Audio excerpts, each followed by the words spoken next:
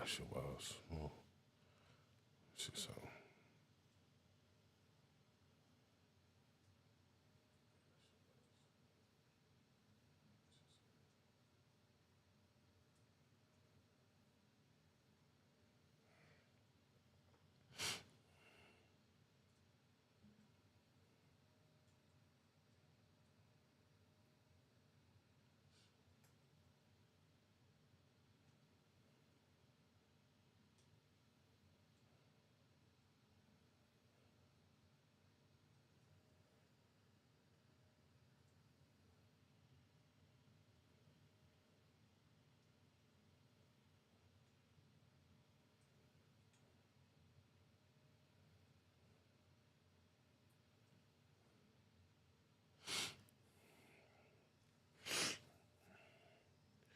All right, man, what's going on? What's going on? About to get into it, baby. Cuz, don't mind me, I got the sniffles out this bitch. All right, volume on here.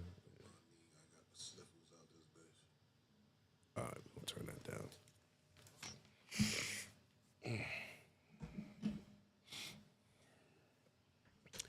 All right, man. Yo, what's going on, man? What is going on, fellas? So, yeah, like I was saying, this shit crazy today. This shit crazy today. Man, listen.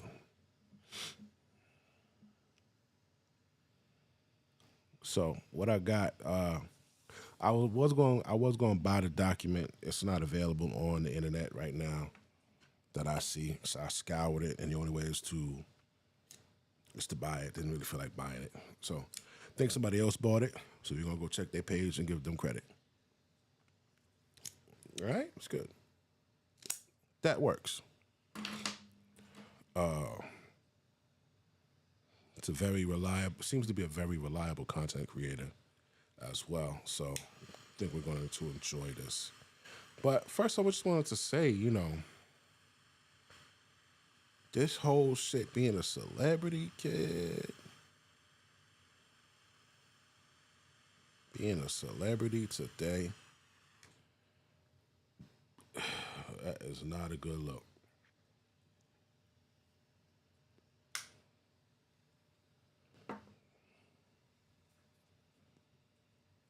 That is not a good look, man. I just feel like, you just got a lot going on with you. I found this here, just some little things that we found up here on Twitter.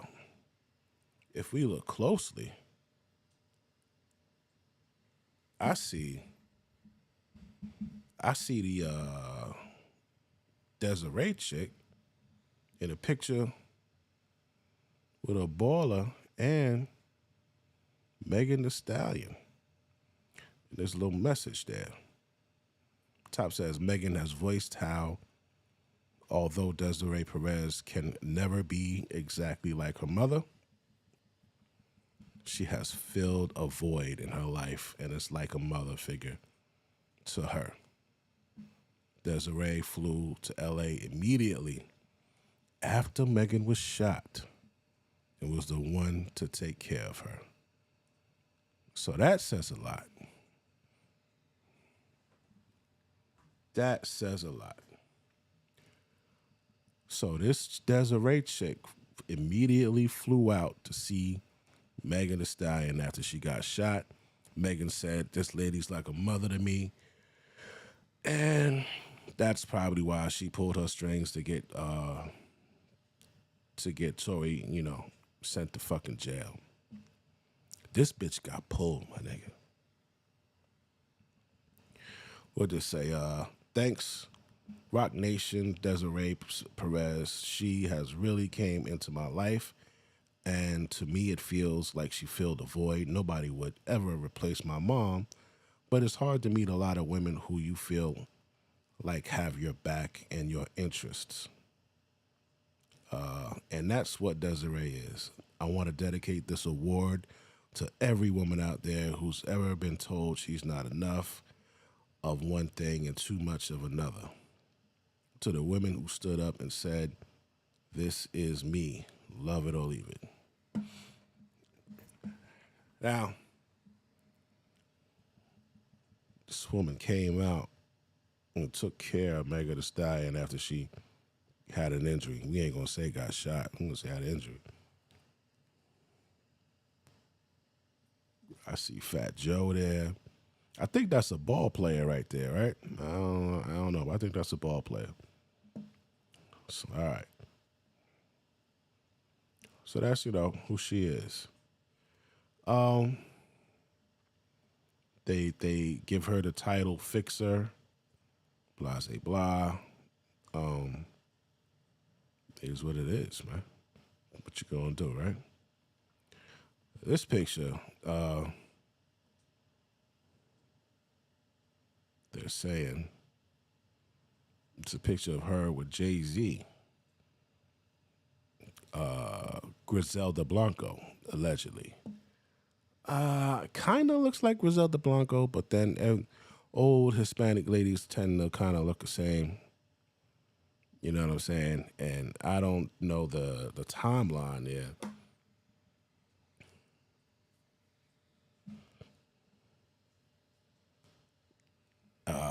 Because this had to have been the 90s. Where the fuck was Griselda Blanco in the 90s? Let me see. Let's see if we can find out how true this is.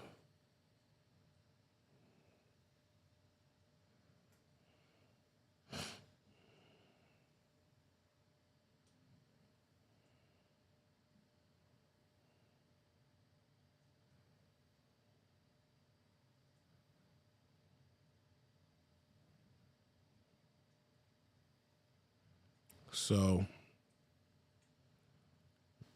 during the 90s, Griselda Blanco was living in California, specifically in Los Angeles. She was there following her release from prison in 1998.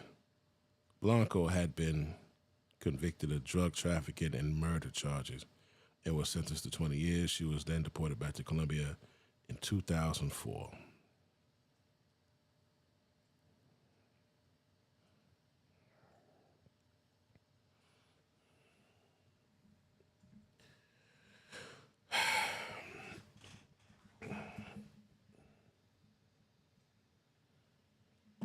I don't know if that's her or not, man. I can't really verify if that's her or not. But that picture is out there. If that's not her, then who the hell is it? All right. So, after hearing this shit about Rock Nation and fucking and allegedly fucking with these court cases, there was a case, if you recall, JAYZ's son, alleged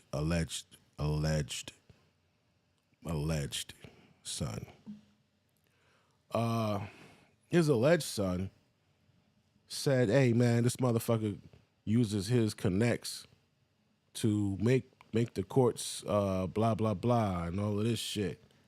And I was like, man, this nigga here, he just doesn't want to do anything, and he doesn't want to do nothing with his life, and just standing there waiting for a payday, and all this shit. There's no way you can influence the courts.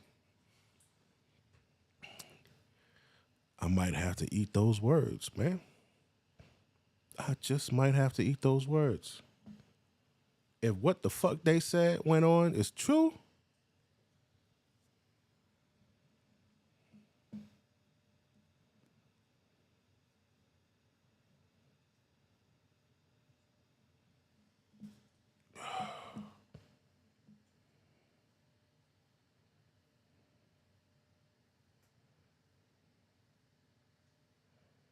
yeah, hold on.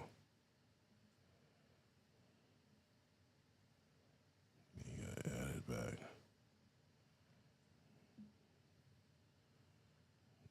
Display capture.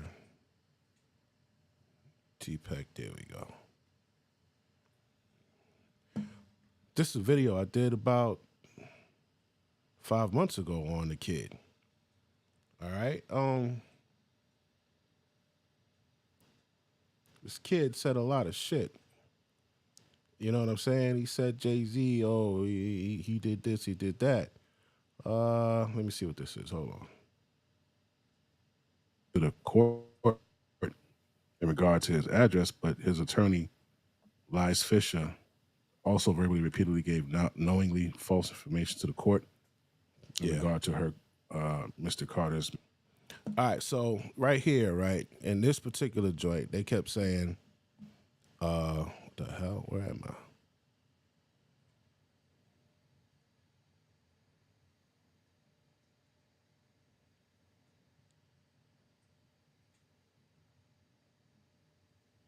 What the fuck's going on? They kept saying that. Hold on, man. Yeah, they kept saying that. Hold on. I'm getting old. I can't really think and talk at the same time. Hold on. All right, so what they're saying is JAYZ had the power to alter some court dates and shit like that. Like that's what he was doing. He wanted to sue him, and he said that he couldn't sue him in Jersey because he doesn't have any property in Jersey. JAYZ said he doesn't have property in Jersey. They said yes you do, and they brought proof that JAYZ had property in Jersey and actual addresses, and them niggas still dub Shorty. They still dub Shorty. Now Shorty trying to go back 20 years to get back paid child support. That's what he's doing. He said he wasn't, but then he put in a fucking a suit for it. So, you know, I don't think JAYZ wants to pay back 18 years of child support.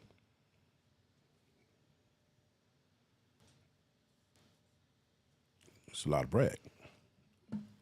But, you know, I was like, man, there's no way he could, you know, persuade that. Look at fucking Amber Heard and what's the other guy? The guy, John, whatever his name is. You know, like these are rich white people, and they couldn't persuade the judges and court system. There's no way a nigga could do it, right? Well, maybe there is. So 2012, in August, a couple things happened, right? June. Yeah, they just fucking fucked around this whole case, B. They fucked around this whole case. It was like, nah, we don't care. Look, they brought documents and all kinds of shit saying that. Now, I mean, why am I saying this? Because I kind of feel like I believe his son now, bro. I kind of feel like I believe his kid. New Jersey document. I think that's his dad. Complainant and third party complaint. Defendant's a refund check, $57 will be. What?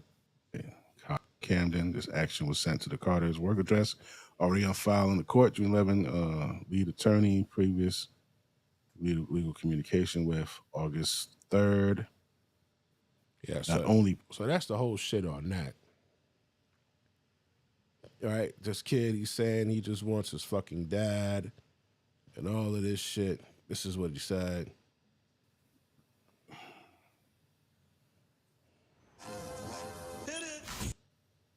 Going on still in our court system. I'm just trying to keep the world really aware, because this is something that's going on continuously on a daily basis with maybe many different people. So as I said, I was in the major court, me, my mom, my godmom. We've been in court for many years, and it's just been crazy. Like as I said before, it's been crazy.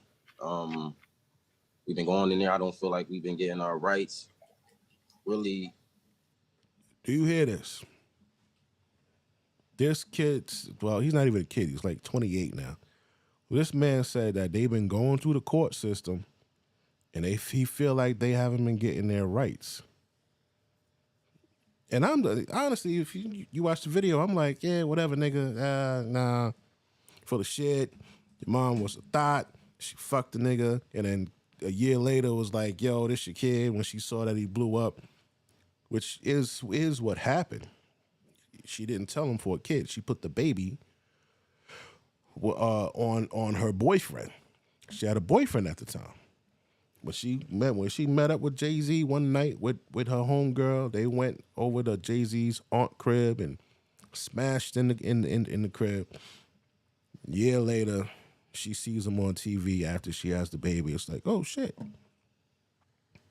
Then she waited until like another eight years. Some shit like that. Wait, like another 8 years. I think he was like 11 or 12. And then she told him, it's like, yo, that man on TV is your dad. Not the nigga in the kitchen. And ever since then, they've been going for him. So this is just a quick footnote of what happened. She came down with a illness, and then that's why she said that she felt like telling him and all of this shit. So he's been fighting ever since. And he's just saying, this is what he's saying. Appreciate it. So important to deal with, because all the fraud on the court, if we just let that, just pass and not say anything about it, they will continue to do anything they want. It's not just with us, it's with people in the world. Like a lot of fraud. God damn, I ain't gonna lie, that nigga look just like JAYZ, man. God damn. Yo, this shit gonna shake up a lot of shit. This ain't even half of the problem, though. If shit come back that, yeah, yo, this nigga here actually put up a hit or set up Tory Lanez or some shit, oh, you do that? If that shit comes to light, my God, yo, oh my God. And a lot of collusion that's just been going on and just been looked over was never supposed to happen. Like, and I will not let that pass. I'm not letting the lawyers get away with that. They will not go in the courtroom of justice and just lie like that and continue to get praised off it, or use this lie to benefit. Your mom lied. Yeah, see, I wasn't trying to hear none of that Your shit. mom lied. I wasn't trying to hear none of that shit, bro. Your mom lied.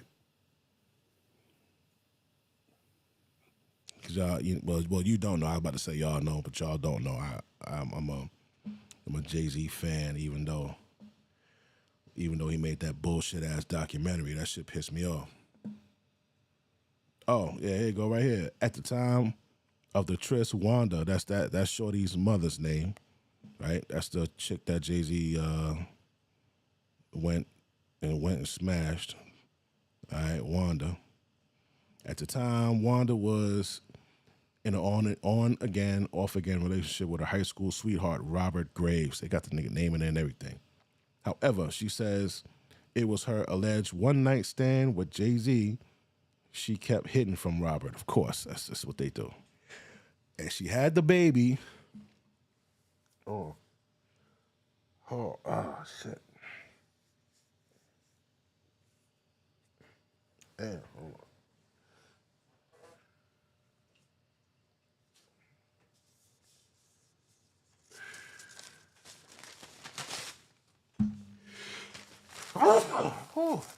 Excuse me. And y'all know how it goes. She had the baby and put it on the other nigga. God damn. I emptied the Glock in his chest.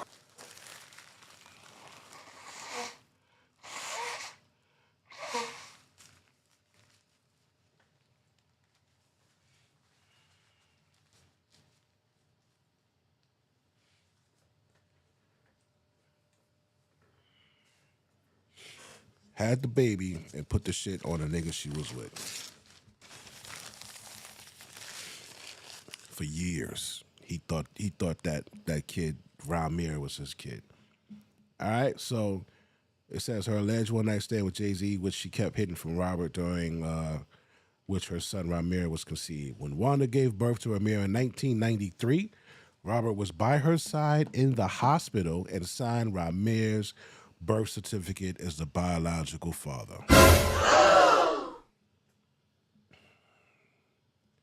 So she totally put this nigga on a hook for this other nigga on a hook for it, right?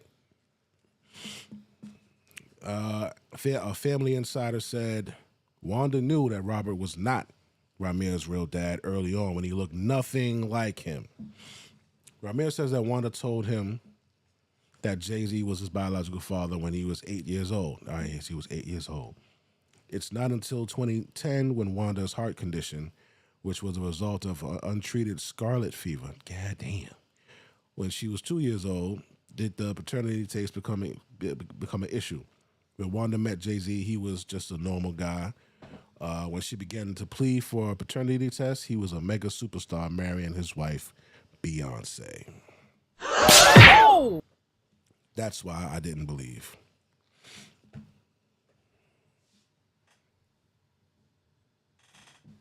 That's why I didn't believe. I said, you wait till this nigga about to get married and all of this shit to try to disrupt his shit. That's how I felt about it. But after hearing this shit, this Tory Lanez shit, and seeing how evidence was hidden and all of this, and they said, yeah, fuck the DNA test for them. And they said, yeah, well, his fingerprints ain't on it, but fuck that. Throw his ass in jail, just like that. And they said that a member of Rock Nation was allowed to be in some room. And they said usually only family members are allowed. Why was this Rock Nation person allowed? I wonder who it was. It was probably that lady. Huh? Desiree, there's a Darius lady, right? Probably was her. So, all right, let's go. Created in deception, Pop. Created in deception. So, listen, man, only thing you really could do is blame your moms, man.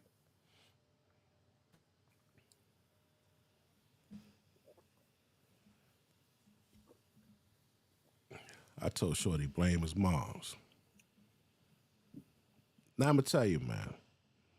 Big West, from Big West feel like he was wrong about something, man, he's gonna apologize. You feel me? And I may have been wrong about that shit, but I feel, you know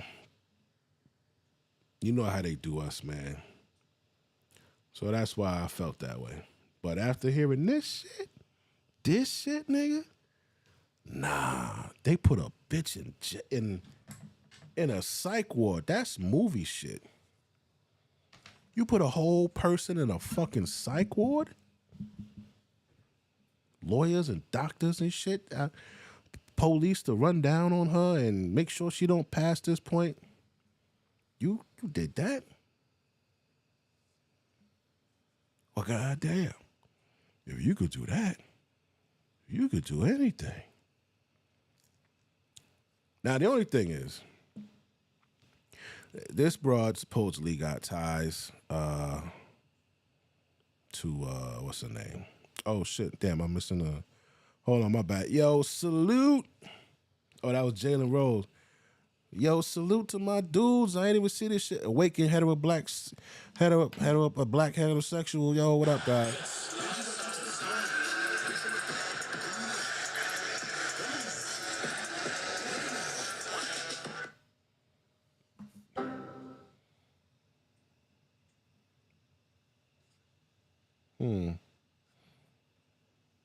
Yeah, man. Welcome, guys. I'm sorry I missed y'all shit. Even if this is tied and dropped the bag, even if this is lied and dropped the bag, Salute. He looked just like him, bro. Oh, okay. I didn't have it all the way over. Oh. Yeah, he looked like JAYZ. He looked too much like JAYZ, bro. He looked too much like him. Like, nigga, you like you know how they say, you can't deny that motherfucker. You can't deny that nigga, bro. That nigga look like you as a full grown man. That's your twin. Damn. So they put this bitch, they ran down on this broad and threw her in jail. Right? That's what she did to her own daughter, but she looked out for Megan Thee Stallion. She threw a nigga in jail for Megan Thee Stallion, but she threw her own daughter in fucking jail. This is a wild bitch. This makes me think of, remember Power when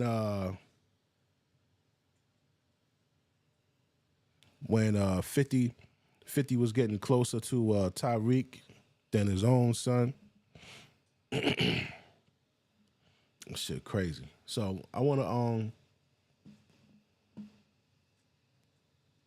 go over this document that Shorty got. Hold on. Before we do that, let's go look at some of this shit here, man.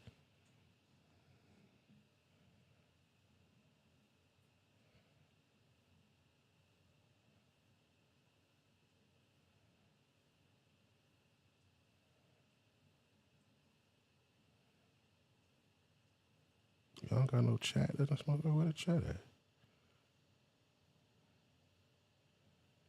Where the chat?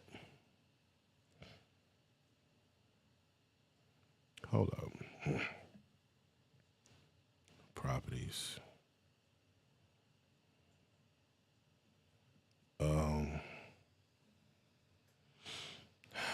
Bumberclyde, Rossclyde.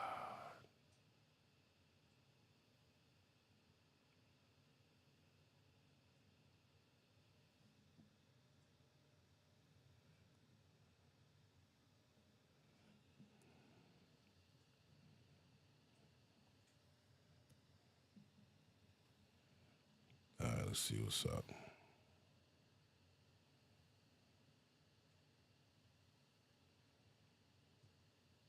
That shit still ain't pull it up.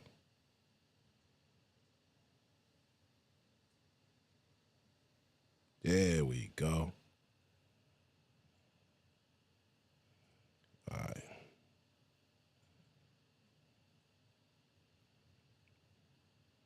My bad, guys. You know, I'm just starting with this OBS shit. I like it, but it's very, very technical. All right, let's go.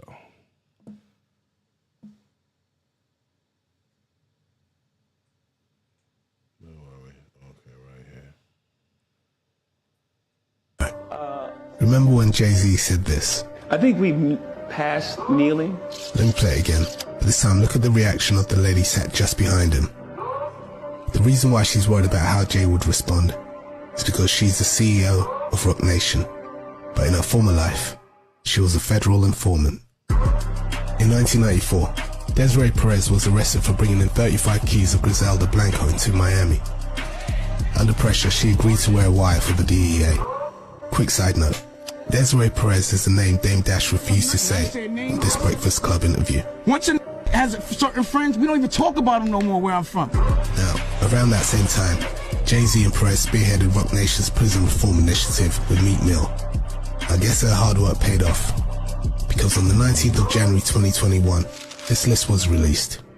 Desiree Perez's criminal past had just been wiped clean by the outgoing president, Donald Trump. Alright, remember when JAYZ said this? I think we've passed kneeling. Let me play it again. This time, look at the reaction of the lady sat just behind him. Another one? Damn, Jay. All right, this is Shorty right here talking about the shit. I'm sure y'all seen this. Things ran down on her in the parking lot. encouraged Demore Hadley to get into this pickup truck with people she says she didn't know. I can't ride with you and you guys take me? You're going to be in handcuffs, so dog's not going to be able to come? I don't want to be in handcuffs. Okay. Demore says they took her to a hospital for a mental health evaluation after this doctor signed paperwork saying she was a risk to herself. What he told me was, we received a call from your family that you tried to OD. Shorty bad. This joint right here, she bad. Submissive, cooperative, man. That's a nice Latin joint right there, man. That's a topic for another day. Let's get into it.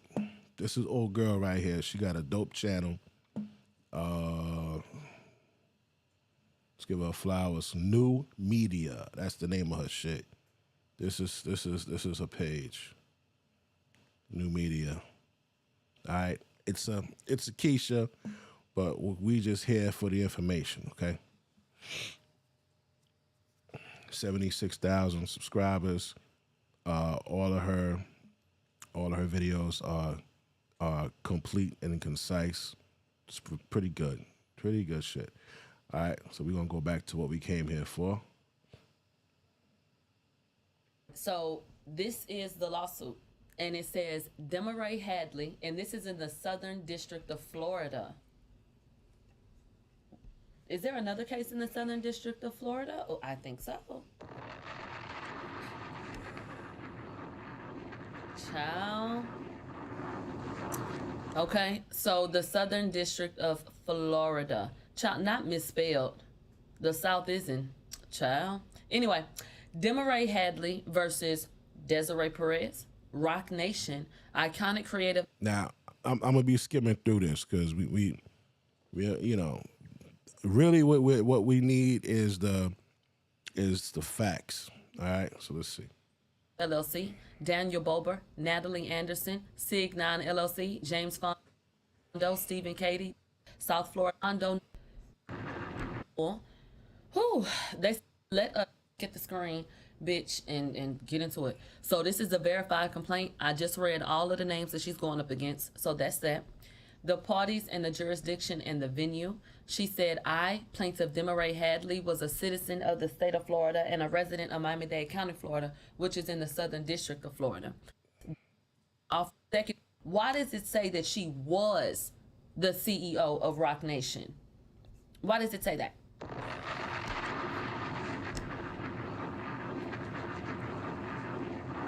Okay? I'm confused as to why it's labeling her as though she no longer holds that position. All right.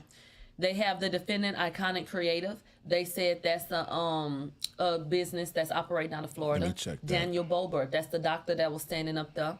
Okay. The hospital that's down there. So they're listing all of the people that they're coming up against, that Demore is coming up against, and where they come from and why that's relative to Florida.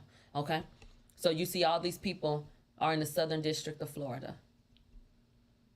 Okay. Jurisdiction and venue, take a look. Don't care.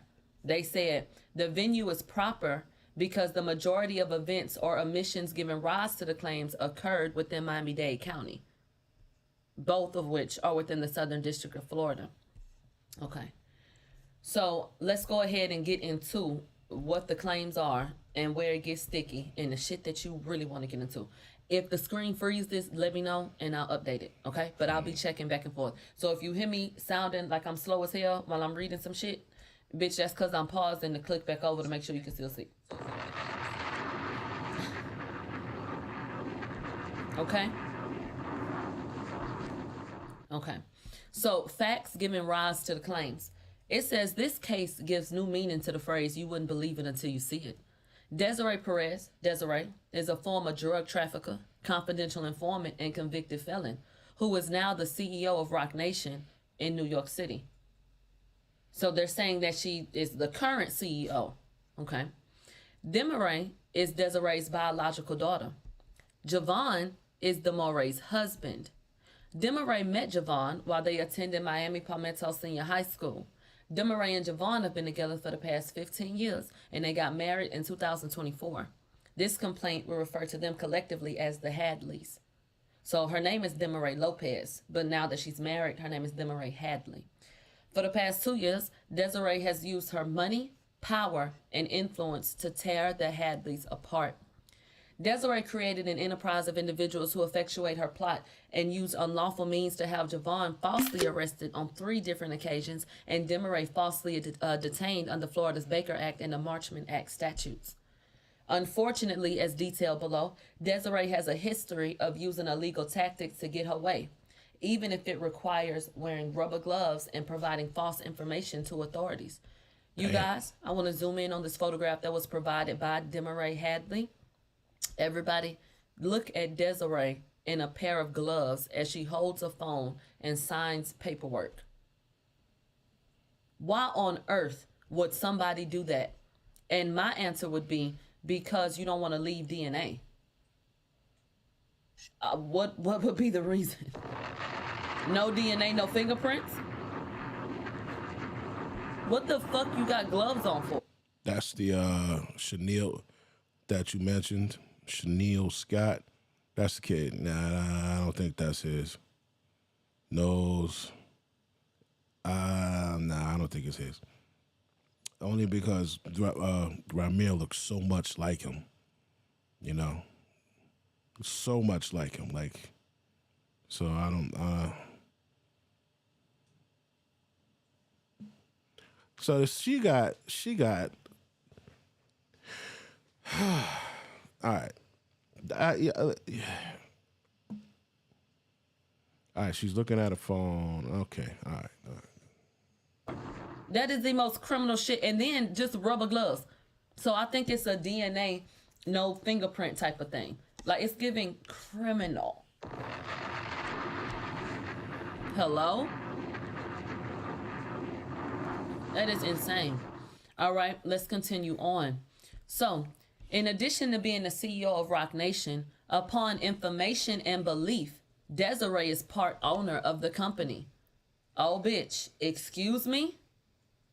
See, this is a problem. Why on earth would this be a secret from the public? Why is she not making it, a known fact that she's a part owner, allegedly? But it would explain the interest in this company.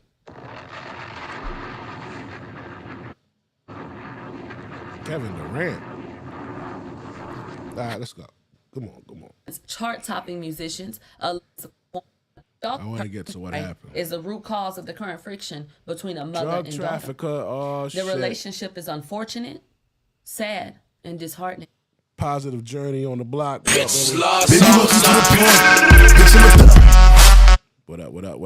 up? Yeah, man, I hope Megan go to jail, too. AOCO. With Thomas Chow. Ain't no child.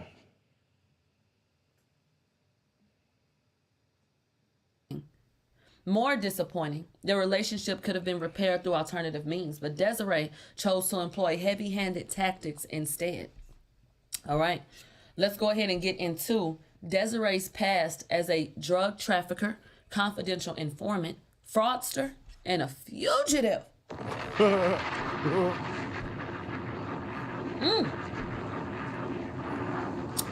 My God. Desiree participated in federal drug trafficking activities in the 1990s under her prior name, Desiree Reynoso. Everybody take a look at this. They got all the receipts, baby. So this is an excerpt from some other paperwork. It says the petition for warrant or summons for offender under supervision. Name of the offender, Desiree Reynoso. Case number, listed. Name of sentencing judicial officer, Jose Gonzalez. Date of original sentence, September 18, 1995. So that bitch name, she changed her fucking name. Kid.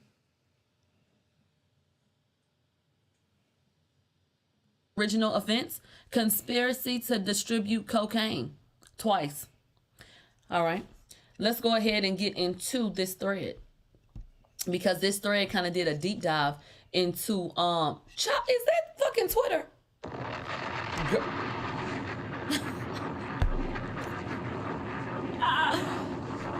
Child, any motherfucking way.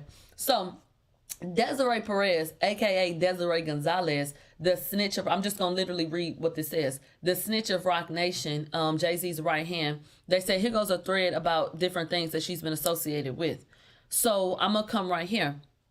They said in 1994, when Desiree was 26 years old, Desiree was arrested in a drug raid. She was caught with 35 kilos, 77 pounds of cocaine, and she was charged for possession with intent to distribute. It was reported that she was a part of a conspiracy that spanned from New York, Miami, and Puerto Rico. She wore a wire on 4 to 5 occasions, and she was named as a star witness in that case. They said that this is a quote from the prosecutor. Let's go ahead and get into that. So, quote, but Perez cooperated. So in return for telling the DEA everything and putting herself at substantial risk, as one prosecutor put it, she was sentenced to 30 months in a military-style boot camp program in 1995. Why wasn't she made to go to prison like anybody else would have had to? Why? And then I'm going to pull this screen up just a little bit so that you can see it here, because that's what I really want you to see. So from the Daily News, it says Perez was a 26-year-old mother of young children in 1994 when she was arrested in New York for possession with intent to distribute 35 kilos of cocaine. Federal authorities charged that she was a part of a drug conspiracy stretching from New York to Florida to Puerto Rico. She and her co-defendant, Amari Lopez, faced at least 10 years in prison. Lopez was supposedly one of at least 3 men to marry Perez since the late 1980s. But Perez cooperated in return for telling the DEA everything and putting herself at substantial risk, as one prosecutor put it. She was sentenced to 30 months in a military-style boot camp program in 1995. All right. And then, let me go. Yo, I ain't even gonna front. I don't know where the fuck she got this information from, B. Because I'm checking the net right now, and it's not on here. Neither name, Reynoso, Gonzalez, even Chat GPT don't know about it. That's how you could tell it's not on the internet, because they fucking scour the internet. How the fuck did she get this, bro? But I'm gonna put it back where it was. Okay. Fucking so that's what they said about that, and I'm gonna read this to you. They said many of the records in Perez's case were sealed soon after her arrest. But one transcript from a June 11, 1996 court hearing obtained by the News shows that the feds were pleased with their star mole. Quote, the defendant has really worked closely with these agents. That came from the Assistant U.S. Attorney Lawrence Bardfed. They told the judge that same day, arguing to keep Perez out of jail. They said that the Miami-based defense attorney, Alan Ross, told the judge that his client wore a wire on no less than 4 or 5 occasions when she's been down there in Puerto Rico.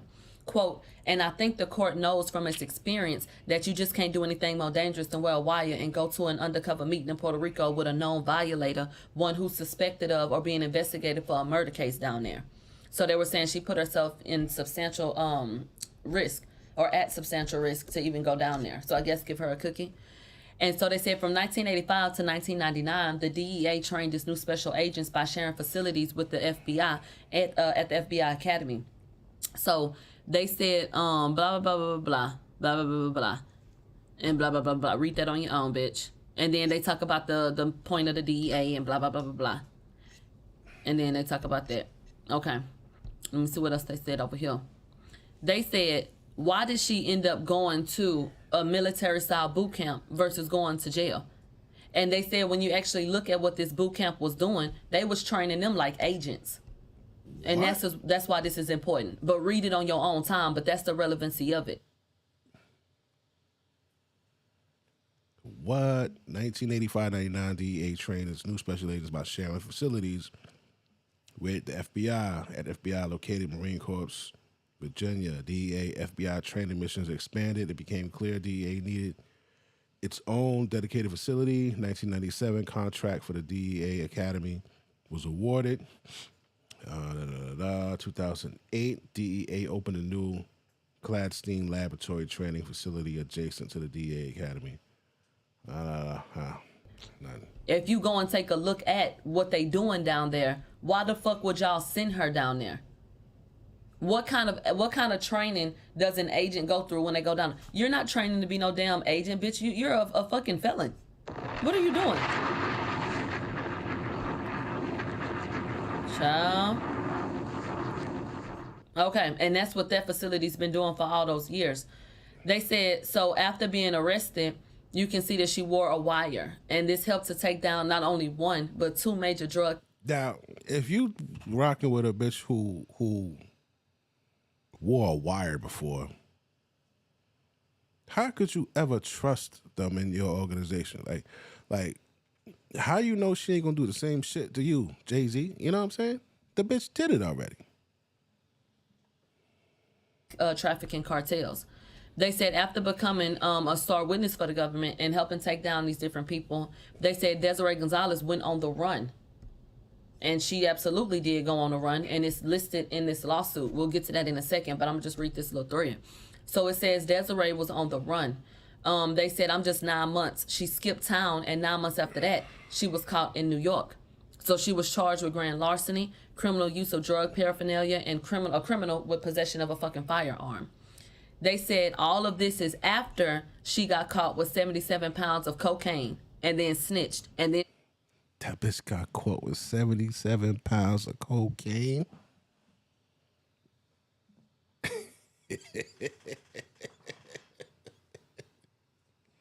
Yo.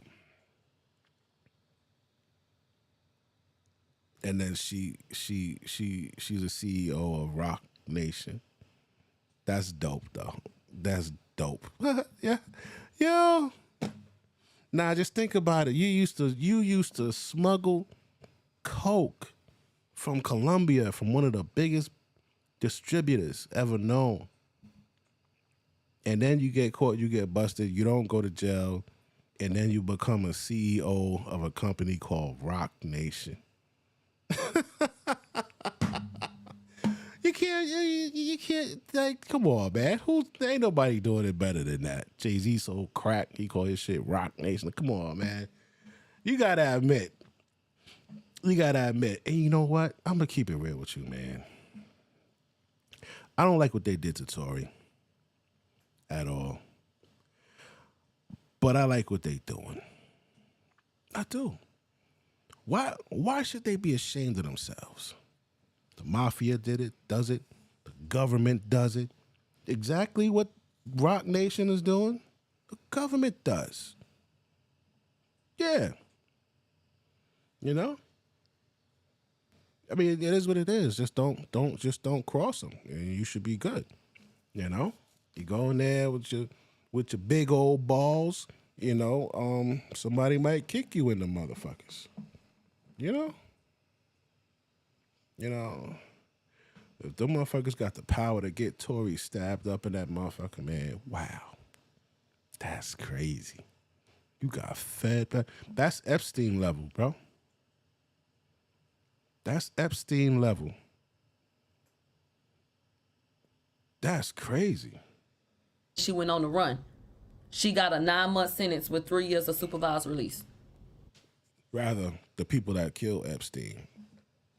Not Epstein level, the people that killed him. Because remember, he was killed in his jail cell, and they said, oh, he hung himself. Nigga, the cameras in that unit went out. Come on, bro, right there, you niggas is guilty. Who run the cameras? All right, I'm gonna tell you like this. Tell me who did it, or the motherfucker that operated the cameras is going to jail. Everybody on that post is going to jail for 25 years. Tell me who did it. You gotta squeeze. You gotta squeeze niggas. Pause. I mean, what kind of shit is that? If that was anybody else, they would have put you under the fucking jail. That bitch had longer than a motherfucker, though. Right? Oh, man. Spanish, y'all don't know, but I got a thing for Spanish women, B. Her daughter bad as fuck. But, you know, let me see this bitch again. Yeah, she She getting dick from somebody. She getting it from somebody, dog. She getting knocked down from somebody. She was the godmother. Feel like I'm losing weight. Cameron. Cameron. Yeah, man. Somebody knocking this down, man. I ain't mad at them. It's not bad to knock down. You know what I'm saying? She got pulled. She ain't hideous looking. You know what I mean?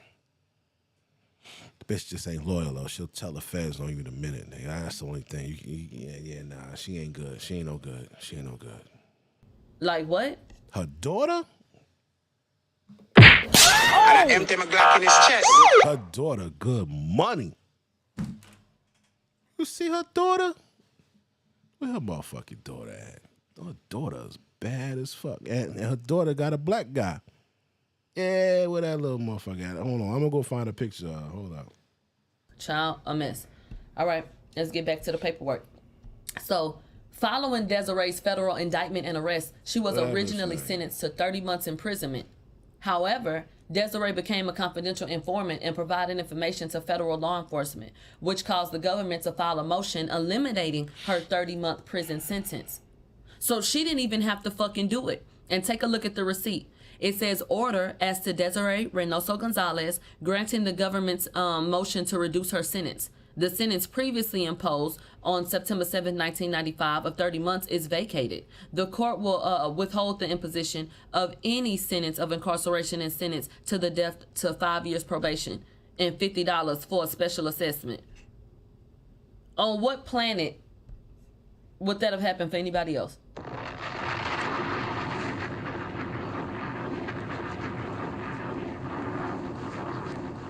Okay, this is the goddamn question. While engaged in narcotics trafficking activities, Desiree gave birth to Desiree in November of 1994. But even after Desiree's birth, Desiree continued to engage in criminal conduct. For instance, local law enforcement arrested Desiree in April of 1996 for a slew of fraudulent criminal activity, including organized fraud, grand theft, and several counts of uttering a forged instrument. Take a look, you all. And it's not doxing like Kevin Lyles and his people did when they posted all that shit about Lady Luck. This isn't a lawsuit, so this is evidence. And so they pulled up the state case number, the date that it was filed, as you can see. Yeah, this bitch name is Desiree Rosa Reynoso. She was born in 68. That was April 10th, 1996. That is for Desiree. God damn, look at all the felonies on her fucking record, bro. This bitch is just... Damn, son. Reynoso. The date it was closed was October 4th, 1996. And you see the rest of this shit. Her date of birth, August 24th, 1968. And then get into all these charges. As you can see. Organized fraud between $20,000 and $50,000, grand theft in the second degree, grand theft another one, they had a forged instrument, grand theft, another forged instrument thing, grand theft, probation violations, and all kind of shit. That's what's all right there. They said, what in the Queen of the South is going on over here? That bitch the real Queen of the South B. I guess she wasn't in the South though, but if y'all ever watched that shit is pretty good. It start off a little slow, but it's good. I don't know. Because what is her real role? Is she sitting up watching everybody else now? Child. Let me tell you something. That animal ain't changed its spots yet. You done seen how many leopards? How many zebras you done seen, bitch? How many giraffes? How them patterns looking, bitch?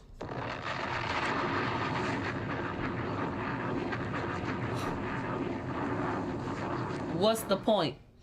If she was willing to go up against the fucking cartel, she brought down 2 cartels, wore a wire down to Puerto Rico. If she saved herself once, she'll save herself twice. That's my point.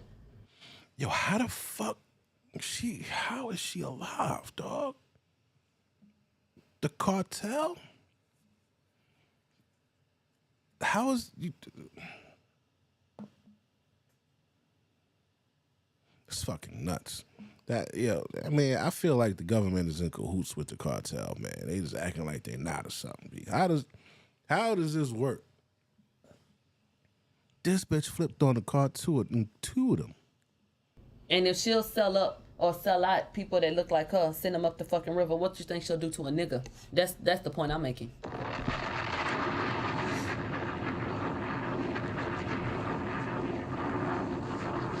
Okay, that's the point I'm making. So that's what I mean by a pattern. If she felt like, you know what, shit, I'm finna save me, she'll do it again. That's what I think.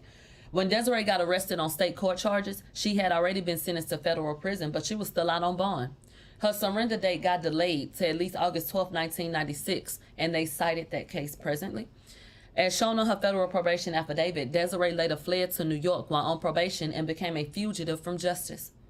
In March of 1998, New York officials arrested Desiree for grand larceny, criminal use of drug paraphernalia, and criminal possession of a firearm. Oh, that's a lot. And that bitch tote the hammer. The shit, girl. Desiree pled guilty in New York State Court, but was only... Man, y'all better leave this bitch alone, man. Y'all better leave that bitch alone. Because if she doing work for Griselda probably ain't going to just trust anybody. How bitch get caught up in some shit like that? Think about that. What did Griselda see in that bitch to be like, you know what? I trust you. You remind me of me. Take these 35 keys. Like, what did she see? Sentenced to a conditional discharge. Everybody take a look at this paperwork. Regarding Desiree Reynoso, March 5th, 1999, violation of a mandatory condition. By failing to refrain from violation of the law, on or about March 5th, 1998 in Kings County, New York, while a fugitive... Oh, nigga, she in Brooklyn. Hold up. The bitch is too close. They got people like this in Brooklyn running around? What year was this? 90? Yeah, in 98. Yeah, everything was going down in 98. Everybody was here. Oh, shit. The probationer was arrested by the New York City Police Department Precinct 71 and charged with grand larceny, criminal use of drug paraphernalia, and criminal possession of a firearm. On July 9, 1998, the probationer pled guilty in docket number as follows in Kings County Court, which ordered a conditional discharge sentence on July 9, 1998. So once again, she escapes jail time. Desiree was eventually sentenced to 9 months imprisonment for violating federal probation. Choosing a life of crime over motherhood, Desiree dumped her infant daughter, Desiree, on Desiree's maternal grandfather, Julio, and his longtime girlfriend, Olga. Growing up, Desiree called Julio abuelo, and he called Olga mommy.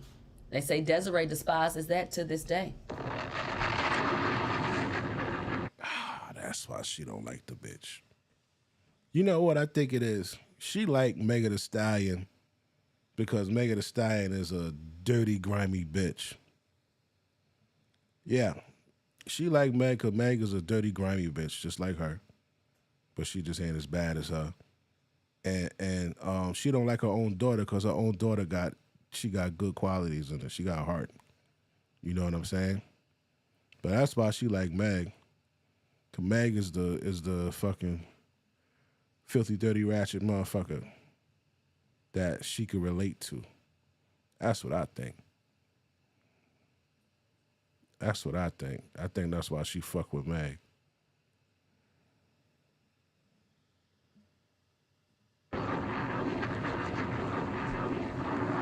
Child, don't be mad at Julio and Olga. This nigga JAYZ selling drugs, bro. Where you meet this bitch? Where you meet this bitch, nigga? Yo, Jay. Pull up, bro. Where you meet this bitch at? Gun-toting, badass, 35 key, getting away from the feds ass, bro. Where you meet her at? What the fuck? Yo. Nah, this nigga dirty. Ooh, wee. I think he hit that shit too. He smashed that shit. That's why that bitch like him. He piped that shit. Yeah, he did. Yeah, you don't lie. She did, Jay. Why wouldn't you want to hit a bitch that powerful? You think your shit will get absorbed in your dick and then you absorb the energy. Oh, yeah. Mommy and Poppy. Don't be mad. Child. This don't make no sense. Somebody said this a whole movie. Oh, bitch, you ain't got to the movie yet.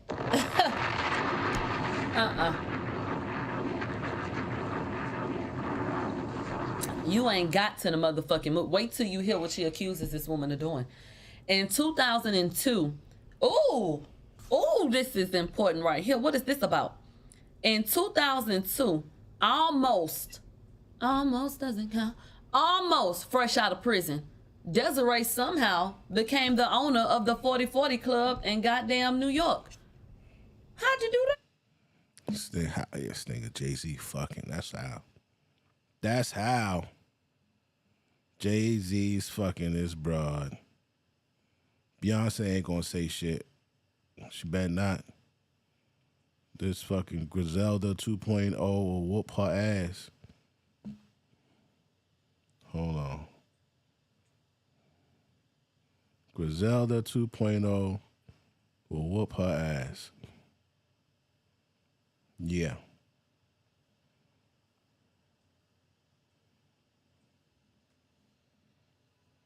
Hey.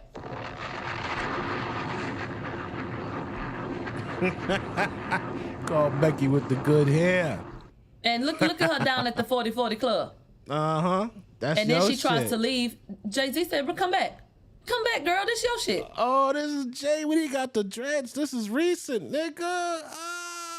Empty my Glock in his chest. Oh, shit. This is recent. He got them long ass fucking Basquiat dreads.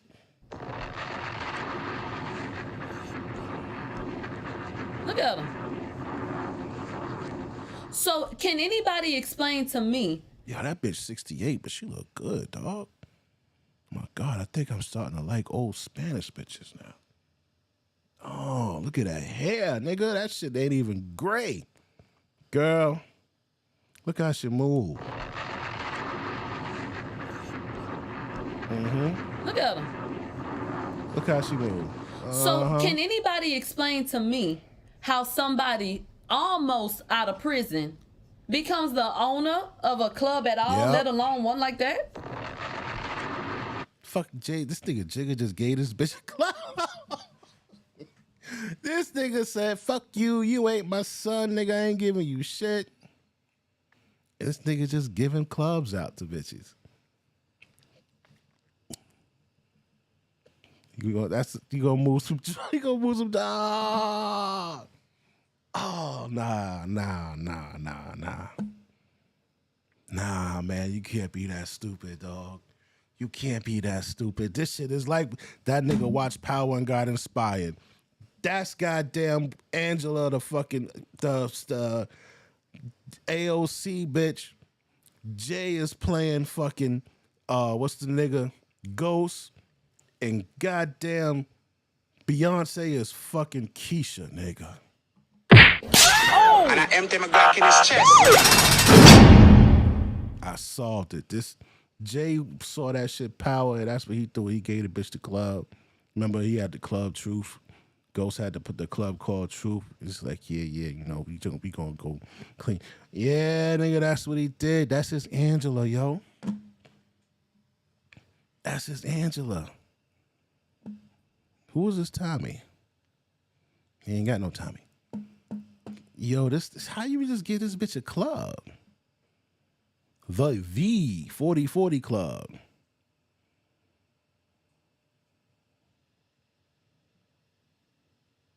Like, what did she do? Like, what did she do, bro? That's a loyal. Did you give Memphis Bleak a club? And I empty my Glock in his chest. Memphis Bleak been your road dog for fucking ever. Did you give Bleak? What's the other nigga he be hollering out? I forgot all the other niggas. There's another nigga that he be hollering out that's his man. Do you get them niggas a club?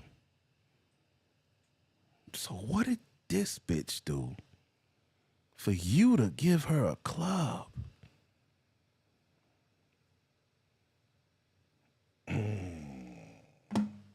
Jay, nigga, you better go over there with Russell Simmons, Pop. You about to have to go see Russ. Cause they, as a matter of fact, if they call that little funny looking motherfucker in on this case, you know it's over. If they call that funny looking motherfucker in on this case, who the funny looking motherfucker? Patel? The new shit, the new dude that Trump hired and all that shit? They call that nigga, it's over. They gonna get you. Gave this bitch a club and fresh out?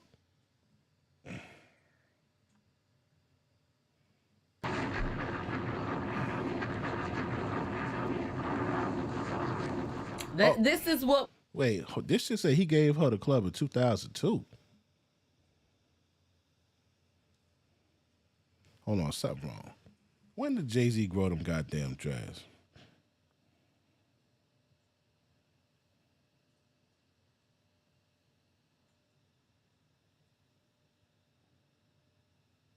This nigga still had a Caesar in 2002, man.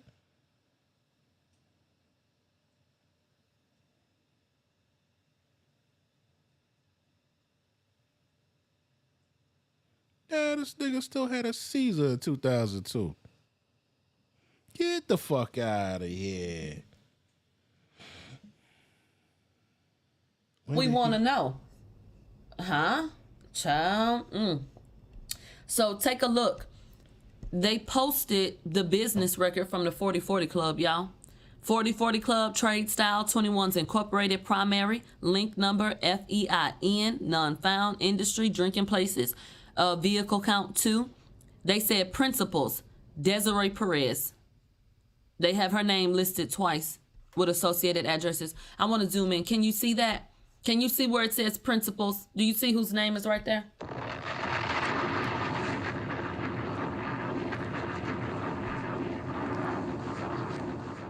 So what the hell was going on with all of that?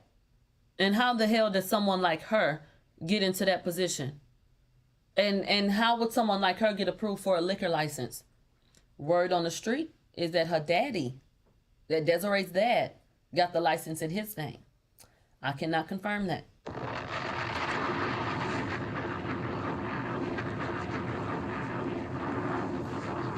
Okay? Child.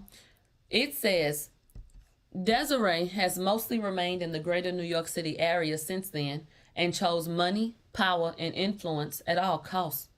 To the outside world, it appears that Desiree turned her life around and became a successful CEO. Yeah, this should say 4040 Club opened up in 2003.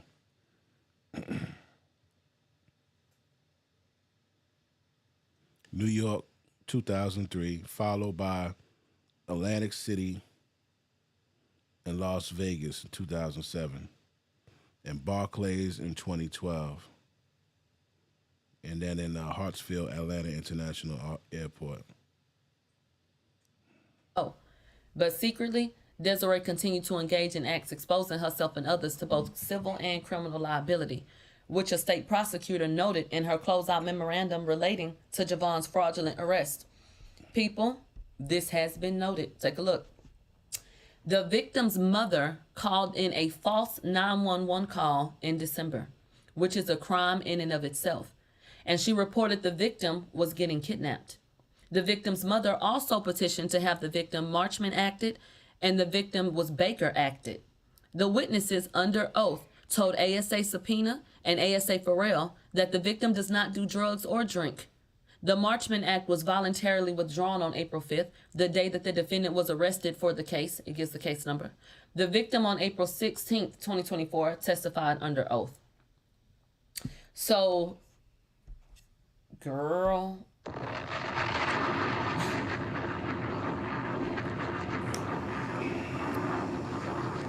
Okay, that is from the state prosecutor.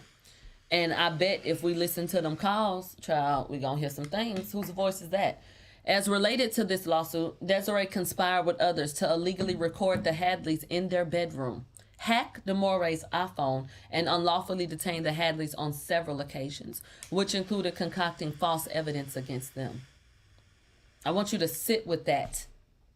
Bitch, don't that feel heavy? Don't feel heavy to you? It says, as related to this lawsuit, Desiree conspired with others to illegally record the Hadleys in their bed. That's her daughter. What do you do in your bedroom? Get dressed, go to sleep, you wake up, you have phone calls, you have sex, all kind of shit.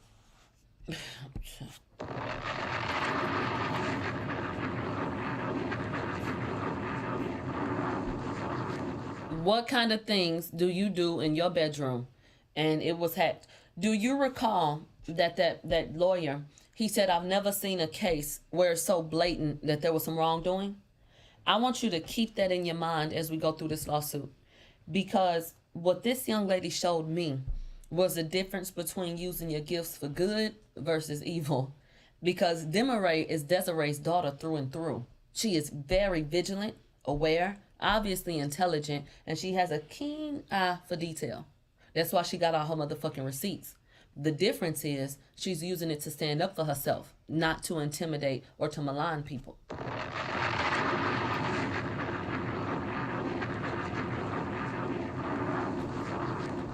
Okay?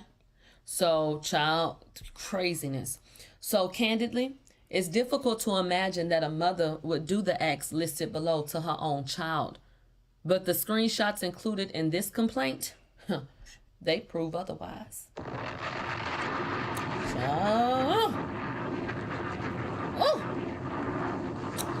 Well, what in the holy hell is going on around here?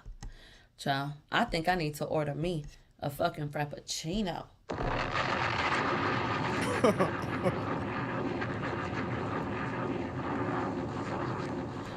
Please take this time to subscribe to the channel or follow. Following is free.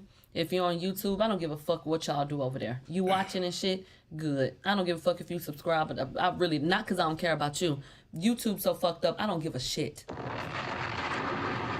You hear me? The way them people be acting, I can't even pretend like I'm invested in what the hell is going on. I don't even think the store is open yet. Let me see. I want that 4-pack of Frappuccinos. Let me just do Starbucks. Because Starbucks is always fucking open. Do I want some boba? No, I want a steamed apple juice. That's what I want. That'll be so yummy right now. Have you guys ever had that steamed apple juice? It is so warm. It feels like a winter day.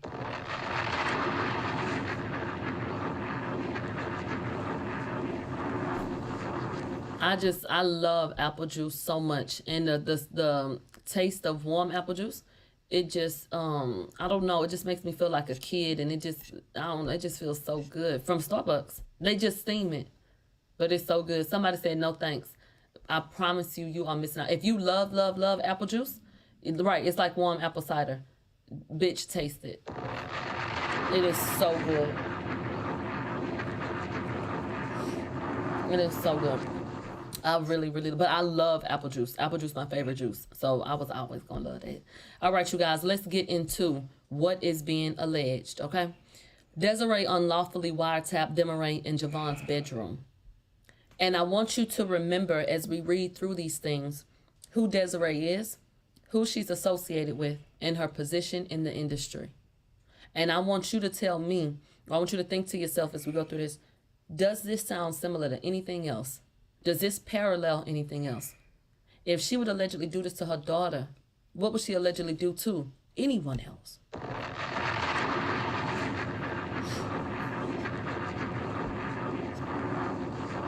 Okay, that's what I think you should be asking yourself. Let's get into it. Desiree, at an unknown time, conspired with others to surreptitiously plant a camera into the Hadleys' bedroom without their knowledge, which existed since at least July 18, 2022. Desiree literally admitted this fact in a frivolous lawsuit that she filed against Javon. They listed that lawsuit. In her complaint, Desiree even included a snapshot from the illegal recording device in her daughter's bedroom. Everybody, that is the photograph that you're looking at on your screen. Her own mother raised a lawsuit against them and included this. And the big question became, well, how the fuck did you get that? That is her daughter's husband on that camera and on that still shot right there. In addition to the illegal camera, Desiree also planted a listening device, pictured below, inside their bedroom. Everybody take a look at that device in her hand. That is what a listening device looks like in the real world. I know you probably only seen it on TV. That shit crazy. Where the bitch get that? Where the bitch get that? Unbeknownst to... That's some CIA shit, bro. That's some CIA, FBI shit, bro. Remember, she used the wire on the goddamn cartel. So yeah, that's what that shit is crazy, bro.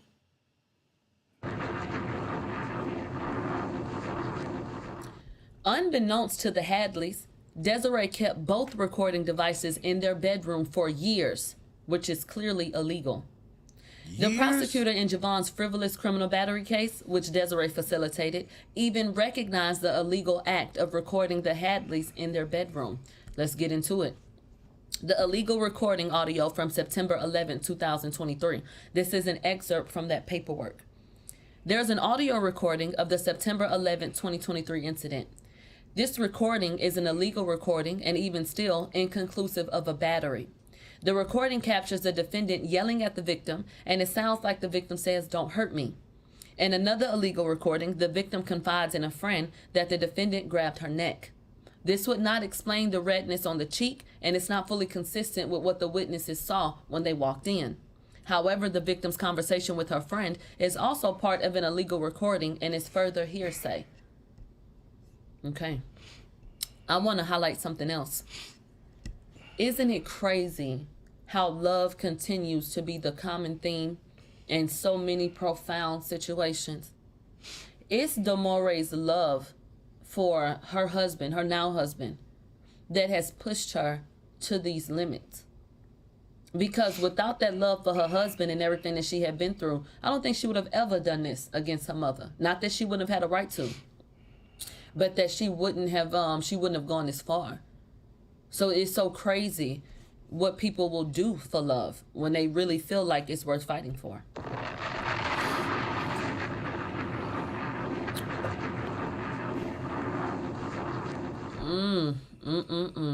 All right, you guys. Desiree illegally hacked Demore's iCloud account. Desiree also hacked or directed her highly trained technical staff at Roc Nation to hack Demore's iCloud account, giving Desiree unfettered access to Demore's digital data, including text messages, photographs, and videos.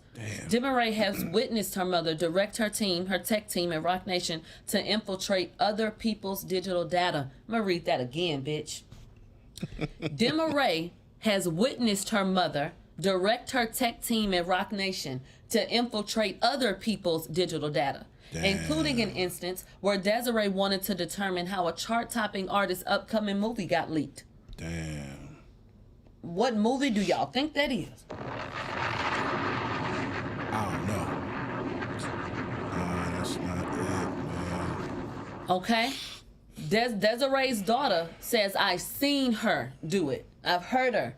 She's giving them direction to go and invade people's privacy." I remember Kelsey went on a track and she said, "Desiree said if I did such and such, a sex tape could drop." Them two ditzy doors so fucking stupid, she probably got a chip up their ass. Have you ever heard of a nano chip? They probably didn't put a nano chip in a bottle of Hennessy. Probably didn't put one on the tip of they dick. It's just all up and all that goddamn it. Watching them drive up and down the damn street. This don't make no fucking sense. How did Justin's little video of him showing his little yellow booty get out? With him stroking his little Peter whacker when he didn't show up for court. Child. What? They said they was over there sucking bug dick. My God!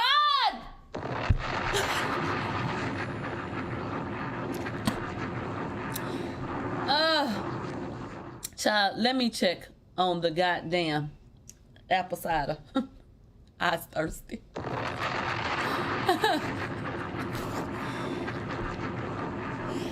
Okay? This don't make no goddamn sense. All right then, let me refresh this screen, baby. Ooh-wee, a little parched. Whew. Demaray first realized her mother hacked her phone, her iPhone, on March 1st, 2024. How you do that, Demaray?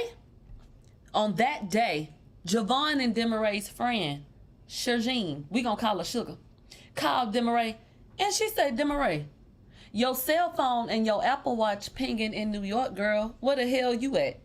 Take a look, you all. My gorgeous. It said that she was at 538 West 26th Street in New York. That's what it said.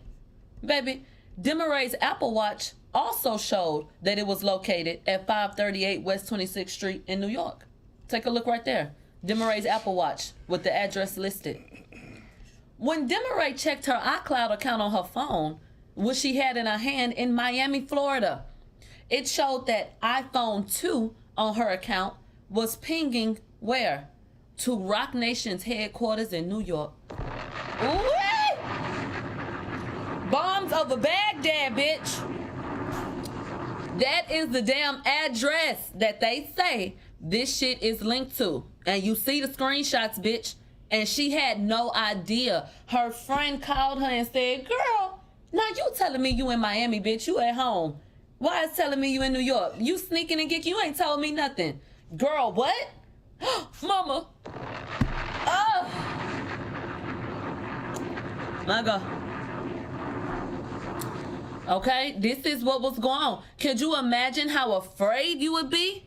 Like, you would be trembling. I would be trembling. Everybody take a look at this. So when she tried to find her device, iPhone 2. You see it say iPhone 2? You see her logged into her iCloud? And it was pinging at that location. They say the problem is that Demaray only had one iPhone device attached to her iCloud account. The one that she was literally holding in her hand. But not surprisingly, Desiree's office at Rock Nation is located at 540 West 26th Street in New York, New York. So that's listed online. You can find it now. 540 West 26th Street. Google Maps shows that 538 West 26th Street, the location appearing on Demaray's iCloud account, and 540 West 26th Street, which is Rock Nation's headquarters, are literally a part of the same building in New York. Take a look. All right. There goes the building. Same place. Same goddamn place. And you see it says 538 and 540. Let me zoom in. You can't see that. Can you see that now?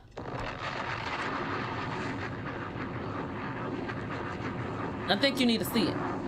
So do you see that says 538 on the door? And then look at where 540 is. Right there.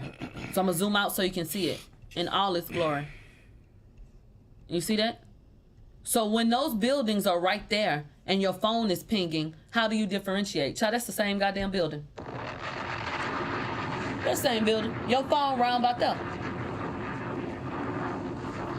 Okay? So that's what came up. All right. Demaray believes that the iPhone 2 device on her iCloud account, which placed her location at Rock Nation in New York, was a device cloned by her mother's team. Again, Demaray has personally witnessed her mother order her team to clone a person's iPhone for her access. Damn. In Desiree's frivolous lawsuit recently filed against Javon, she... Yo, this a wild bitch, bro. She dangerous, man. This the one, man. This the one that you gotta stay with. Like, you like, man, I can't. It'll probably take me about a year to leave this bitch. You gotta hope she just don't want you no more. You start, doing shit whack. You know what I'm saying? On purpose. Like, damn. Cloning niggas' phones? Yeah, that's why I said don't text nothing. Don't text nothing. Damn.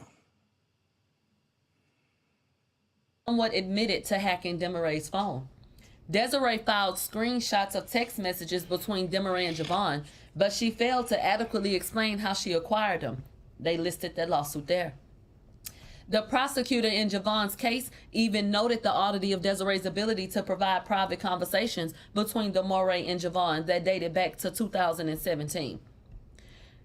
This is what it said in the paperwork. The victim is very concerned with the conduct of her family.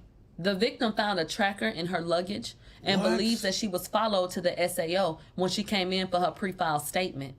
When the victim came into the SAO, an attorney for the witnesses also appeared and inquired with the receptionist as to the whereabouts of the victim.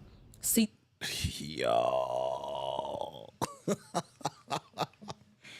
Oh, man, bro. You found you a pretty bitch.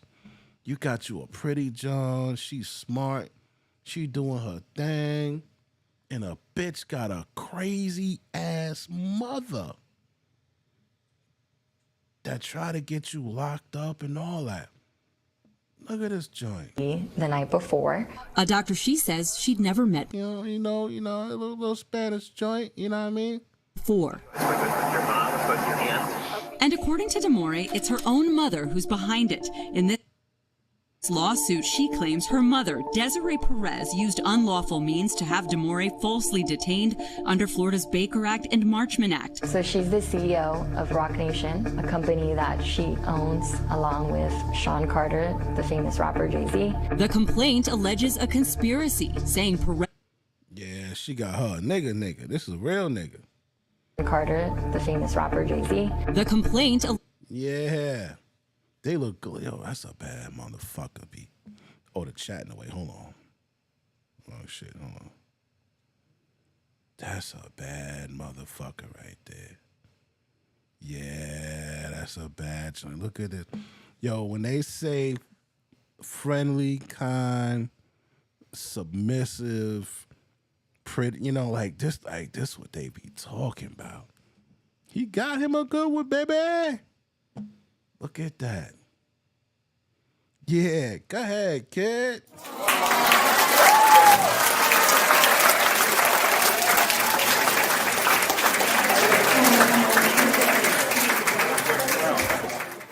But the mama crazy as fuck. Mama done seen you stroking and all that. Damn. Alleges a conspiracy, saying Perez used her money, power, and influence to tear apart Demoray and her husband, Javon Hadley, and created an enterprise of individuals to effectuate her plot. To essentially try to separate me from my husband and to falsely accuse him of domestic violence. Perez has repeatedly denied these allegations in court filings.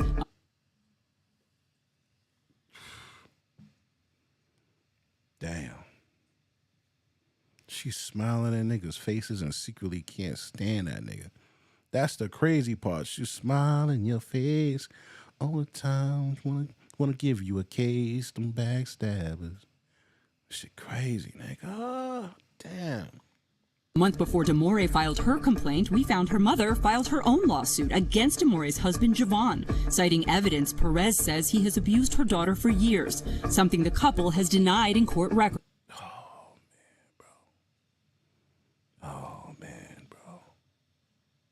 The letter from the victim binder, yellow tab 13.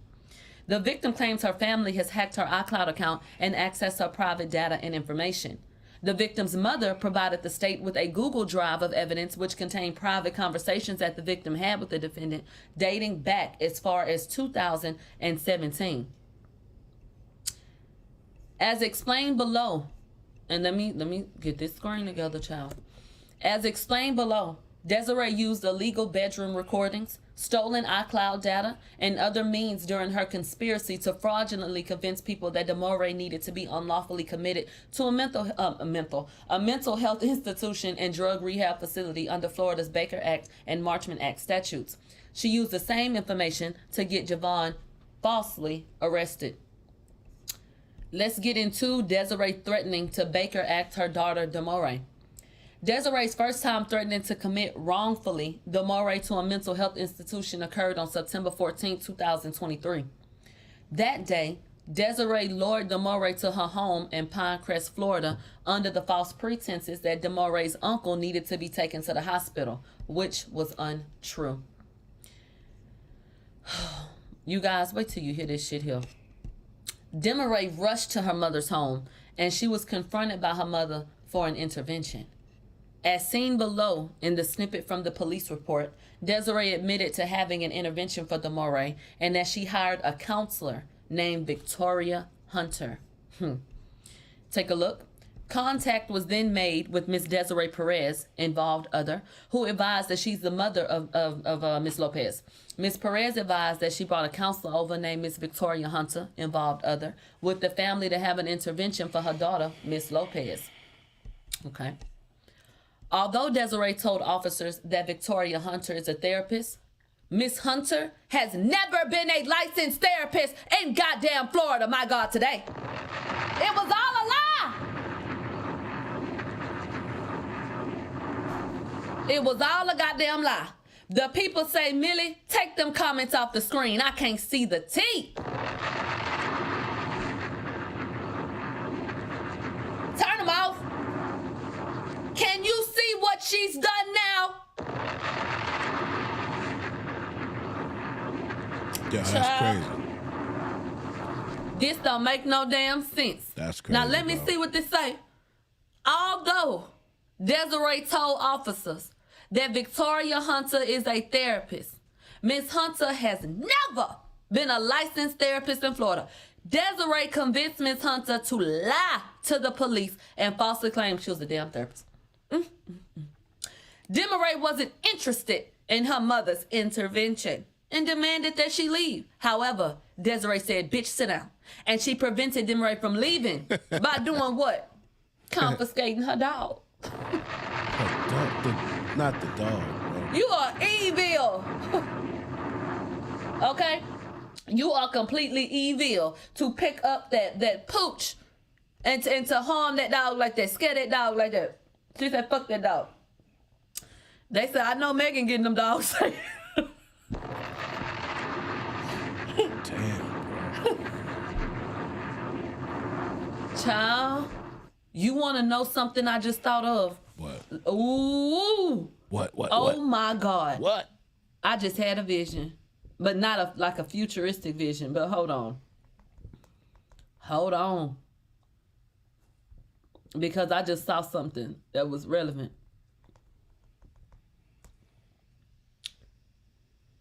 I'm going to Baker Act you if you stay with that nigga. Wow. Empty my Glock in his chest. Yo, you see that? Number 90. She said, I'm a Baker Act you if you stay with that nigga. I will have you committed. Damn. Niggas can't get no love out this bitch. What's wrong with the niggas, though? I don't get it. That look like a decent nigga, too. You know what I mean? They done started a company together and shit. Like, fuck you on her with Mark Anthony, man? The fuck, man? You fuck JAYZ. I thought you liked niggas. What's up? Oh, you only like niggas for business.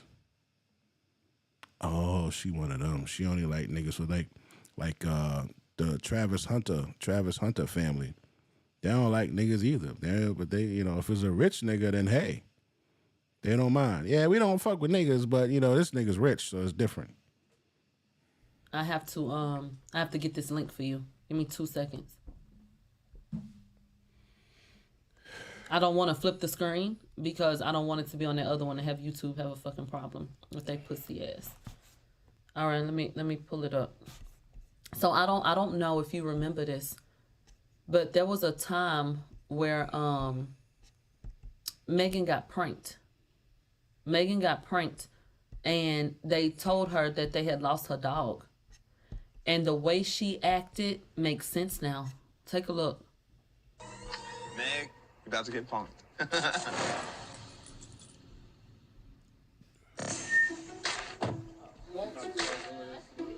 All right, they're on the move. Let's go. Meg, I walked forth this little park, and he ran off with his other dog, and me and the owner's trying to find him right now. Where is he? Oh! She not playing, yo. Where's my dog? He's around the corner. Come on. Meg, I cannot drive up. I cannot walk up. Open the door. All right. Acted a damn fool. What? I have a dog, so I understand getting worked up. But bitch, you're not about to talk to me like that. So what is all of that about? But maybe that was a flashback. Let me play it again. Play it again. All right, they're on the move. Let's go. Meg, I walked forth this little park, and he ran off with his other dog, and me and the owner's trying to find him right now. Where is he? Oh. She not playing, yo. Where's my dog? He's around the corner. Come on. Meg, I cannot drive up. I cannot walk up. Open the door. Let me say this. I think it's very telling how quickly her mood shifted. Very telling. And I will leave that right there. Okay.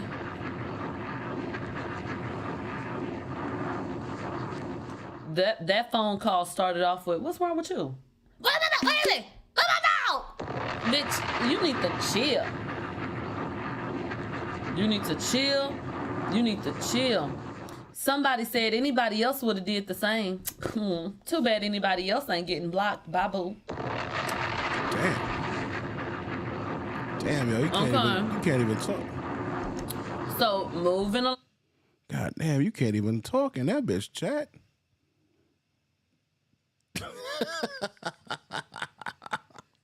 Yeah, man, you know, these motherfucking black chicks is fucking, what do you call them? Dictators and shit, B.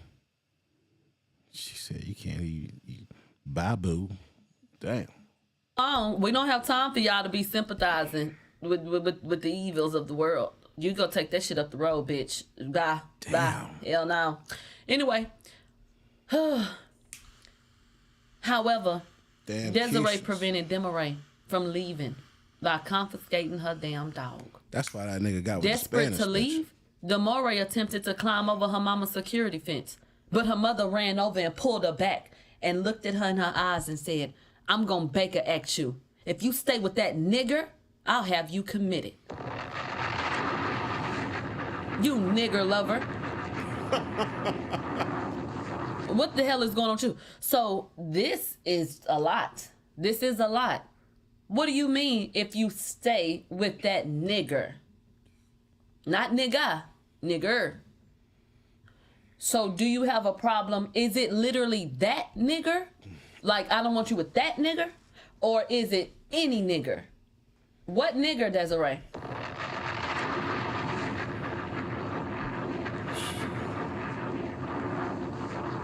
And then, how do you truly feel about the environment that you, have such a stake in?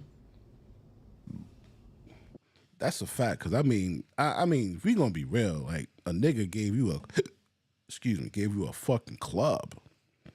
Made you CEO of another company. Like, come on. Would it be easier for you if you do have a prejudice against black people to send them up the creek and save yourself? I don't know. Can't get no love, man. No love for you. How do you really feel? Let's get into it. Desiree's statement was not some veiled threat and later came to fruition as explained below. Desiree called 911 and requested police assistance, but Desiree flaunted her power as the CEO of Roc Nation and claimed that she had the Pinecrest police in her pocket. Pinecrest police officers arrived on scene and they eventually forced Desiree to allow her daughter to leave, but due to her influence, they did not press charges against Desiree for false imprisonment. The same day, Desiree showed up to Demaree's grandfather's home where the Hadleys were residing.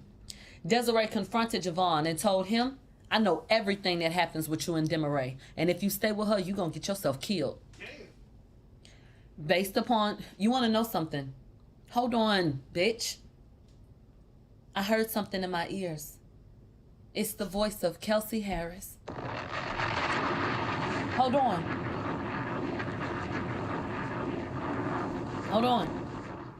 I remember Kelsey Harris sitting on the stand and saying that when she went to the hospital and she tried to enter, Desiree met her at that damn sliding door. She said, where the fuck you going? I'm gonna go see Megan. No, the fuck you're not. We booked you a ticket back home because, you know, California gets really dangerous. You should go home. It's not safe. Okay? That is what Kelsey claimed she was told at the damn hospital. So it's interesting that someone else is saying that she allegedly said if you stay with her, you're going to get yourself killed. Based upon Desiree's threats, the Hadleys moved out of Demaree's grandfather's home on October 1st, 2023, and into a home located in home. Yo, who the fuck is this bitch's goons, bro? Who is this bitch's goons? This bitch moving like she's trying to be a new age Griselda, bro. I know that bitch still moving coke. You can't tell me she ain't fucking with no drug.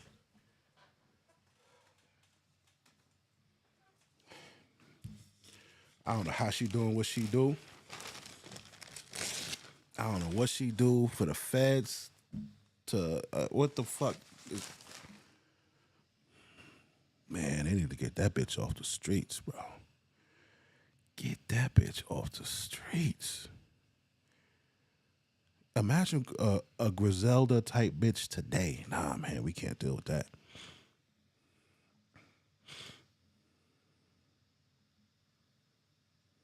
State, Florida. But you guys, that's not where this sordid tale ends. Because allegedly in response to Demaree,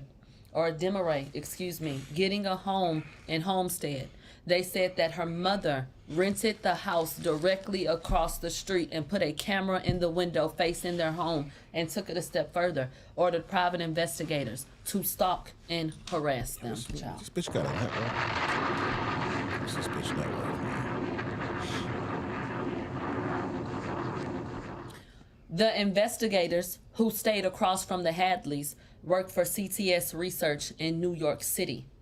CTS investigators followed the Hadleys 24 hours a day, 7 days a week.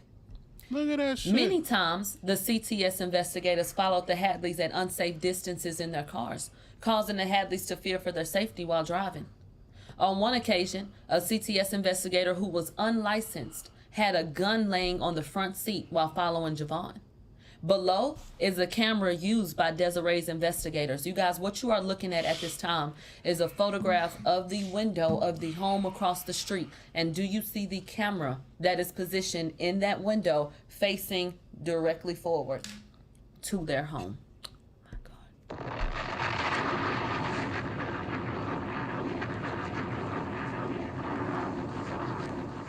Okay, that is what you're looking at in that. So they got her net worth at between $30 and $50 million. So that bitch got bread. The fuck is this?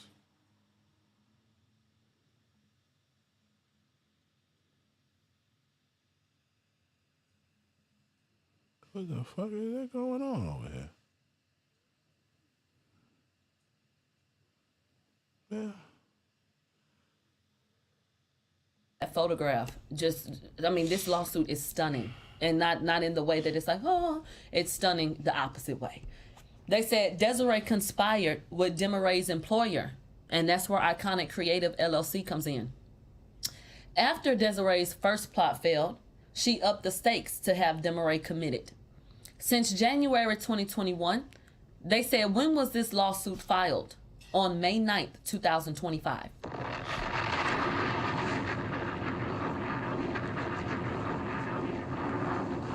Okay, literally. Hold on.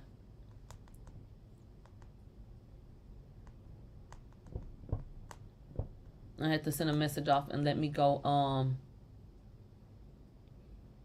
see something else. Y'all know I done had to turn into a fucking litigator overnight, child. I've learned so much in a few days. You wouldn't even believe it. All right. Let's go ahead and get back to this paperwork. And then let me make sure you can still see it. Okay. So, after her first plot failed, Desiree upped the stakes to have Desiree committed. Since January 2021, Desiree worked for a creative agency in Miami called Iconic Creative. Of course, Iconic often worked events for Roc Nation and its artists. For 2.5 years, Desiree's salary at Iconic was approximately $65,000, and the company was in financial distress, a fact that the owners shared with Desiree. Damn. These are messages from her employers. So we dealing with a lot. We in a bad place, $45,000. Yesterday, the photographer from Zion in New Orleans was not paid either, $14K. AJ hasn't been paid in months. But in October 2023, right after Desiree threatened to Baker Act Desiree if she didn't leave Javon, Desiree received a salary increase from $65,000 to $125,000.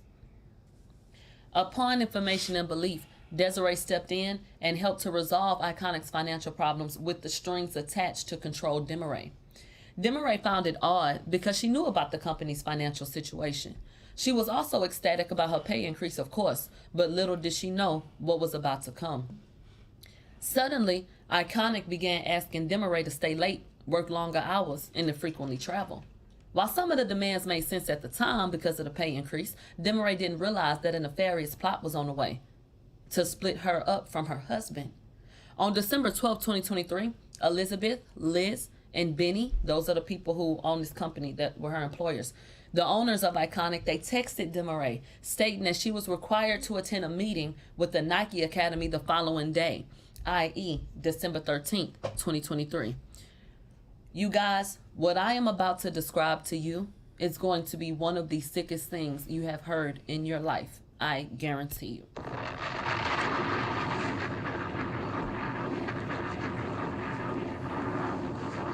And I need to make sure that as you listen to the sound of my voice, that you are paying attention, because wait until you hear what the hell happened. This shit get worse. In these messages, as you can see, this is a group chat with Desiree and her bosses, who are a couple. Or are they a couple? Let me see. Hold on. Yeah, a couple. Hey, oh my God. I forgot to tell you that we got a Nike Academy call, 11 o'clock tomorrow. They asked us to pick someone that could train the office. Sorry it's late. I just want to put it on your radar. That sounds innocent enough, right? If you got that text from your boss, you did shit relative, you would feel like, I don't really feel like it, but okay, I'll do it. Desiree found it odd that Liz and Benny told her to attend the Nike Academy meeting because the Nike Academy was revamping its workshops. But when Desiree signed on the Zoom, only one person was there. Her name was Rachel Thomas. Desiree found it odd because at every other training or meeting with the Nike Academy, it consisted of at least 20 people. Rachel Thomas signed onto Zoom, and I want to ask you a question. Do you notice that Thomas is in quotation marks? Pay attention. Rachel Thomas signed on the Zoom and identified herself as a representative from the Nike Academy. But then she began asking Desiree questions that were unrelated to work. Desiree, suspicious of Rachel's intent, asked her if she could record the conversation, and Rachel consented. Desiree recorded the conversation and took a screenshot of Rachel. And thank God you did, because now you have proof of who you were on that damn line with. Everybody take a look. That it's Desiree and the woman that claimed that she was Rachel Thomas. But who was she really? You're about to fucking find out.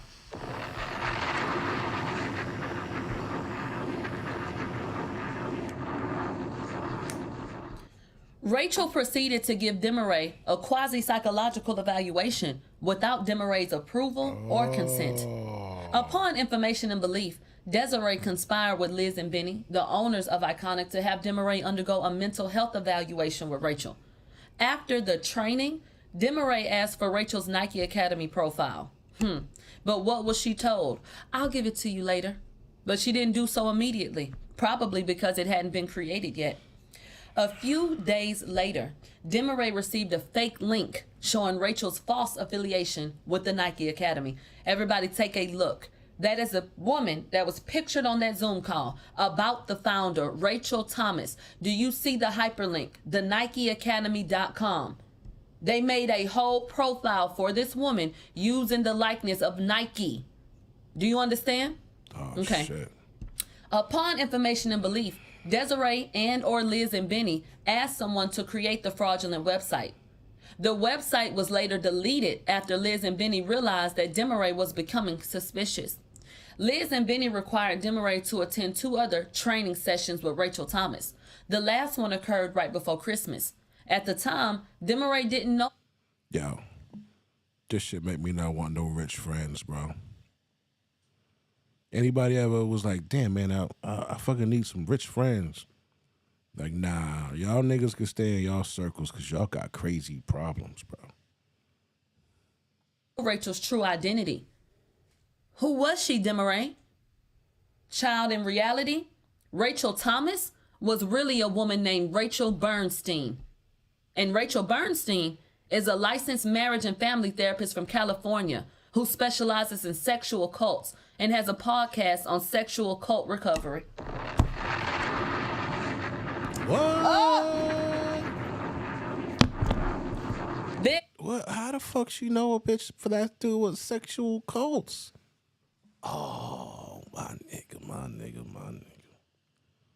How she know somebody that deal with sexual cults, bro? This is crazy. You know I'm looking her up right now, right?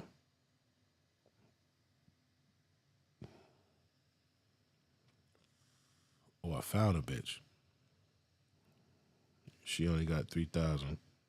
How to become a cult leader? What the fuck is this? Than just knowing that if they tell someone to do something, they're going to do it. The action itself matters a lot less to the cult. Bro. What the fuck? Yo, this shit is nuts. Hold up. I gotta show you this shit. What? The action itself matters a lot.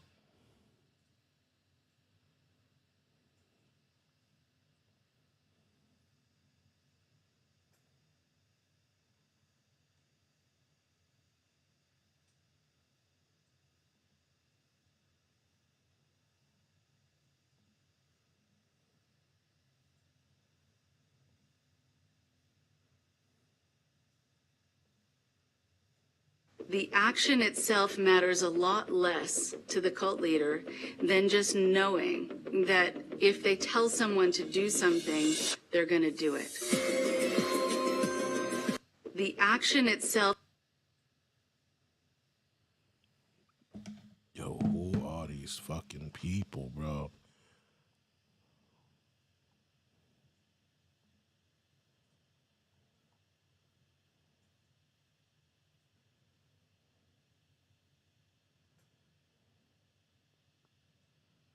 Cult Hopping Chronicles.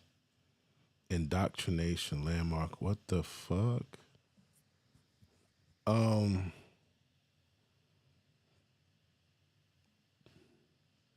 As an educator and therapist, I see the value of teaching and offering practical information along with listening. My job is not to judge. I want to feel heard. I want you to feel heard and understood. People do what they do for a reason. It's something you want to change. Let's look at it together so you understand why you're doing it and how to start to change it. I want to help you get what you are hoping for and where you want to go in life. I feel honored when clients come into my office because I know that client is entrusting me with information that is not usually shared with others. What the fuck?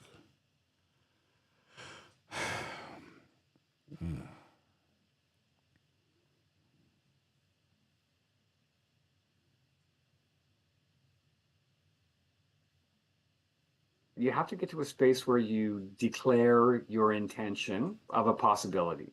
Everybody has to. And we all have to stand up in a room full of 80 people. We all have to go up and start talking about our lives. It's the confessional aspect, the same way that Scientology has the confessional aspect in their auditing. Like after all that's done, you declare your possibility. And I frankly did not have one in my head, but the pressure is so strong. So I made something up. I want to be strong and independent. And that's what I'm supposed to work on for the rest of the forum.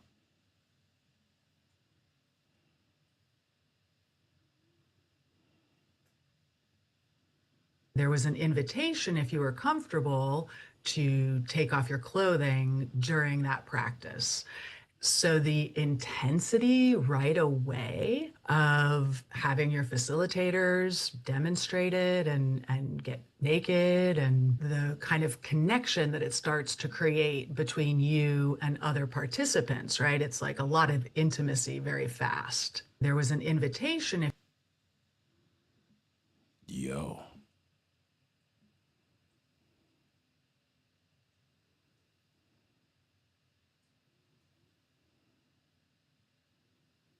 Yo, all these, yo, this shit is nuts. This is a lot, man. This is dark, nigga. This is darker than my room, B. This is what's going on. Okay? This is what the hell is going on.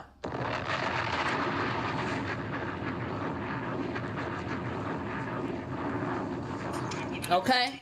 Child. Please, they said my God today. That's all you can do is call on the Lord. Everybody, here goes proof. The same woman that is pictured here is right here. And this is who she really fucking is. Rachel Bernstein, LMFT-MSED. My name is Rachel Bernstein, and I'm a licensed marriage and family therapist and cult specialist. My areas of yeah, you ain't lying, man. That's why Brad put their ass in the human resource office, areas of dealing out disciplinary actions and shit. That's why they good there. Expertise include family and relationship counseling, as well as providing emotional support and coping skills to children and parents. Additionally, I concentrate on cult intervention, cult recovery, and reacclimation. My main goal as a provider is to be an open and encouraging ear to those who are looking for a space to talk about what they need. Every client is different, so I always work at a pace that matches what feels best for them. Look at her picture, long and fucking hard. Look at it. Does this look like the woman pictured here? And it would be very easy to go and take a look at your office and to go and get your prescription. I see you have glasses on. And then we're going to come down here. Does that look like her? You goddamn right. And does this look like this woman here? Abso-fucking-lutely.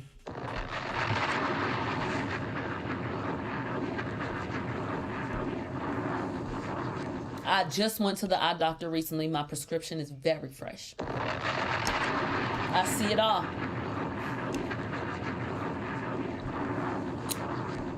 Upon information and belief, this was just a ploy by Desiree to have Desiree improperly evaluated. Suffice to say, Rachel Bernstein was never associated with the Nike Academy when Desiree attended the training sessions. So how will they explain this in a court of law? And Desiree she recorded that call. Child. They said, do you see how they keep on tricking people to get fake ass evaluations and fake diagnoses and shit? Child. I told you what questions to keep in mind. We now have healthcare professionals seemingly manipulating their positions.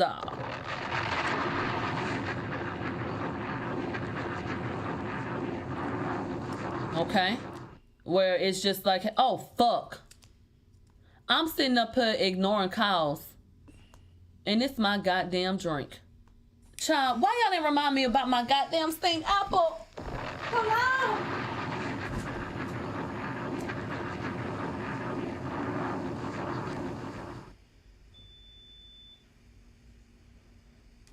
Goddamn crazy ass Keisha. Child, steamed apple ain't got no more steam.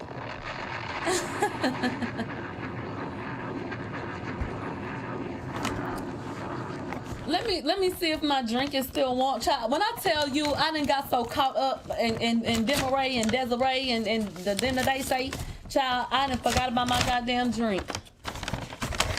Well, it might be cooled down enough now. No, it's still warm. Starbucks don't play that shit. Let's take a sip, people.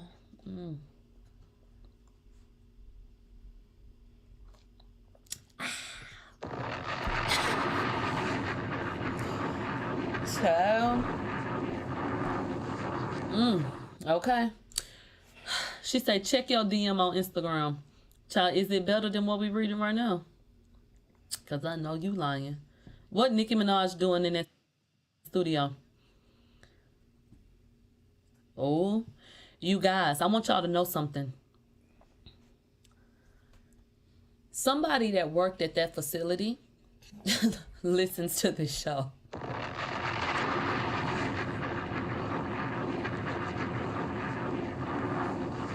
Okay?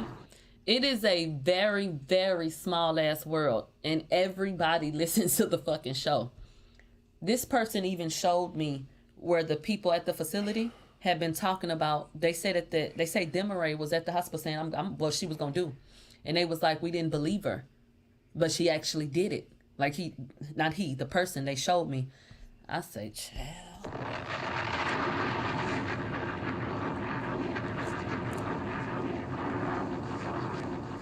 They said what facility? The facility where that doctor work at. And they say clients would complain about Bober because he would only spend 2 minutes with them.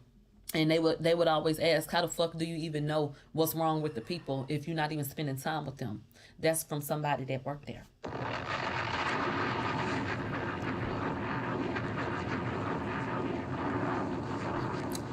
Let me tell you what this screenshot say from these messages. This says, yeah, girl, me and Blank used to talk to her every day. She was telling us that they put her there for no reason. She got a lawyer, and that's how she even got out. So the people that was working up there was actively talking about how it's like, listen,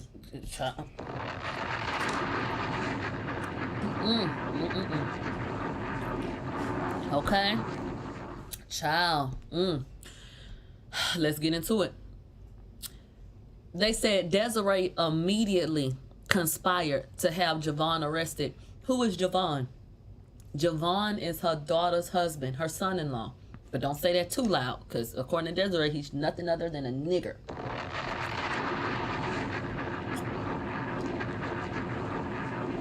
Okay? I don't think she liked him to be referred to as her son-in-law. Okay? But anyway, on December 26, 2023, less than a week after the 4 sessions with Rachel failed, Desiree reported to Miami-Dade police that Javon had battered Demaray on January 16, 2022, almost 2 years prior. Are you paying attention? Desiree called and said, this woman got assaulted 2 years ago. Go do something about it. I hate this, but I thought about Hallie.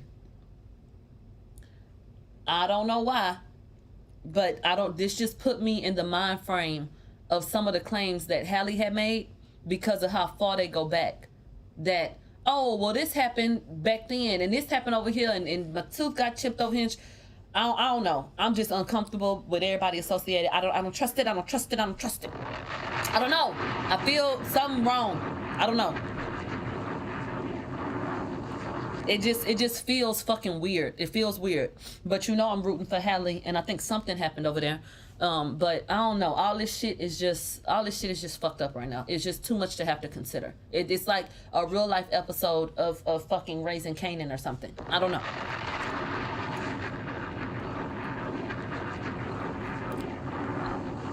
And then let me tell y'all what the fuck, bitch.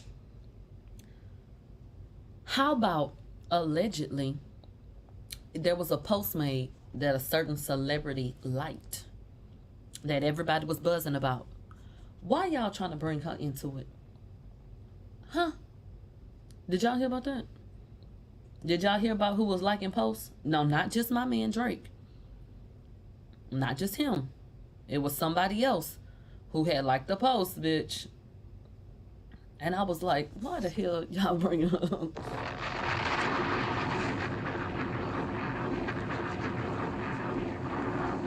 Child. Okay.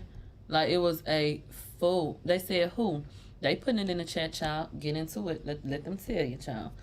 But all of this. And then, get into this. All of a sudden, A$AP Rocky's Twitter gets hacked. Posted Rihanna nudes. What? Posted Rihanna laid up in the bed with Chris Brown. Oh. Was saying vulgar things about people's manhood and shit. Niggas want to see that. I mean, what the... What?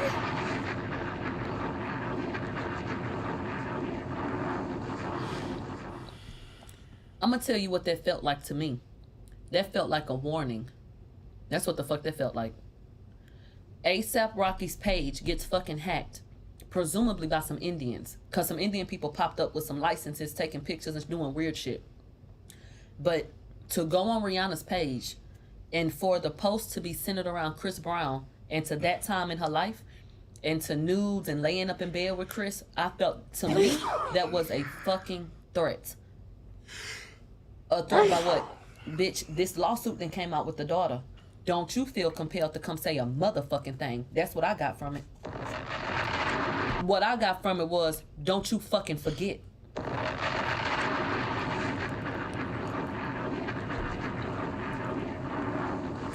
Who on earth ever woke up and said, let me hack A$AP Rocky?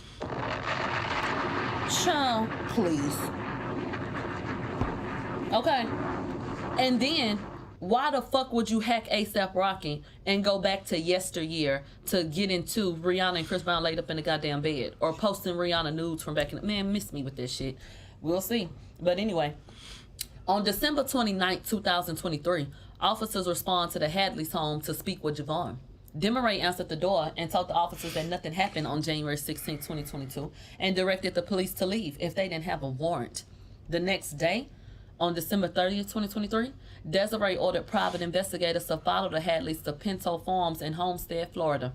You won't believe what happens next. While the Hadleys were enjoying Pinto Farms with their nephews, Desiree falsely reported to 911 that Javon had kidnapped Demaray and was holding her hostage.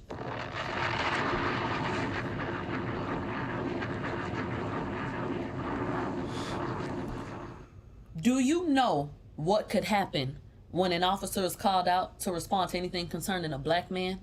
Imagine an officer already believing that a nigga then kidnapped a bitch and the bitch ain't even black. Even if she was, it would be a problem, but you know how shit goes.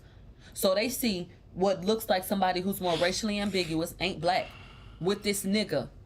And then let's say the nigga confused. Like, man, going on, I'm looking for some... And they take that as aggravation. They be done shot and killed him. But see, I think that's what she wanted. What? Offering concern about the niggas? It's a little weird. We're not used to that, fellas. We're not used to that.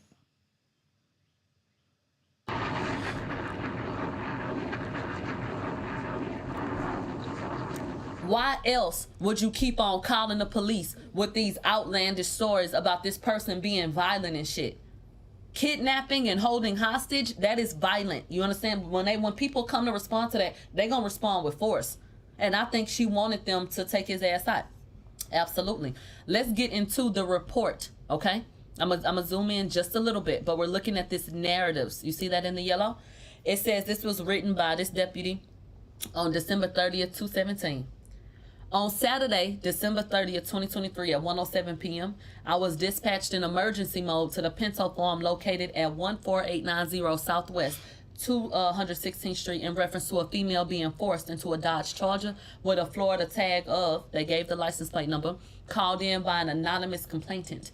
Upon arrival, the vehicle was located unoccupied in the parking lot of the Pinto Farm.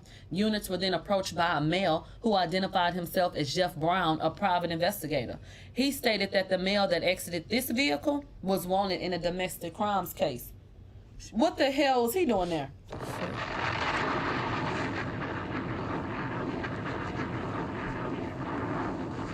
What the hell was a private investigator doing on the scene before the police even fucking got there? Because they were being followed. Oh, shit. There you go. Damn, bro. Oh. Ah, damn, bro. Oh, damn.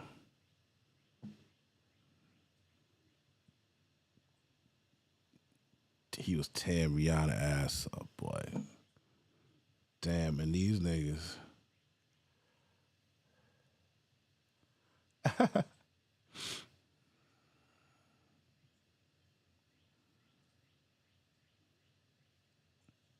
Yo, what the fuck?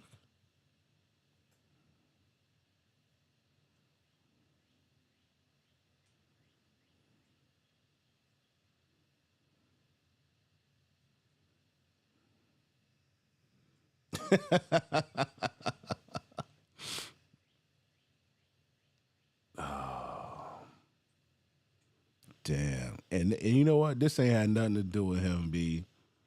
They did this to show her something, man. Like, just like she said, man. Oh no, this nigga horse fell off the goddamn rock. What the fuck? Nigga, what happened to your horse? Yo, these niggas threw a horse off? Oh, niggas is foul, bro.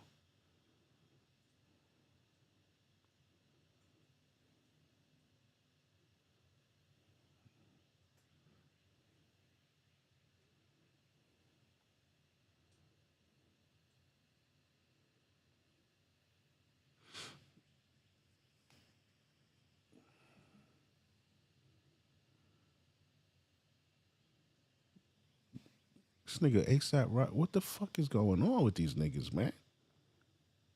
That's what they gotta do, B. You gotta do all that. The tub with the money, selling your soul for the money.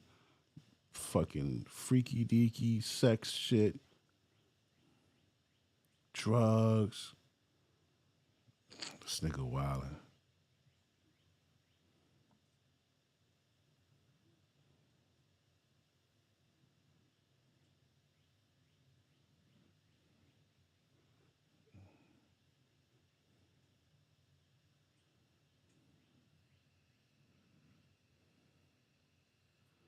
I'm trying to see. I'm screaming, scrolling down to see if I can see Rihanna naked ass. What the fuck is this? What do you have on, bro?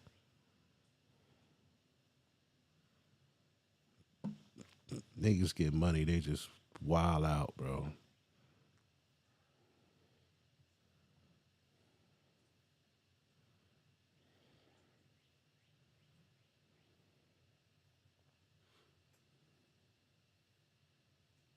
Uh-oh.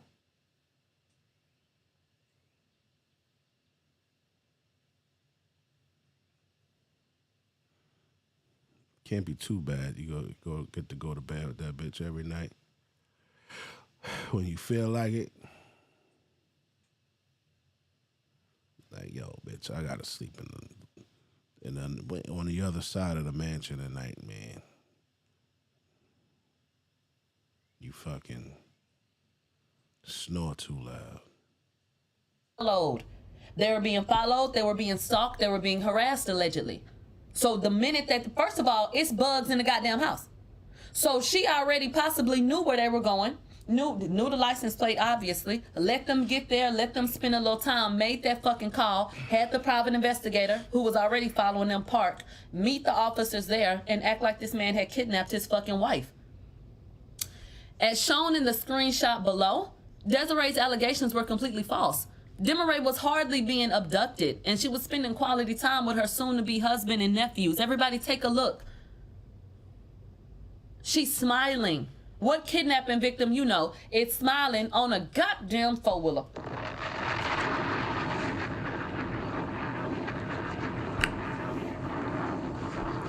You literally could have drove the fuck off. Like, come on now. Come on now. Child, somebody say Cassie. Except for Cassie. Who you know besides Cassie sit up and smile while they pissing in her mouth all down throwing shit? She don't.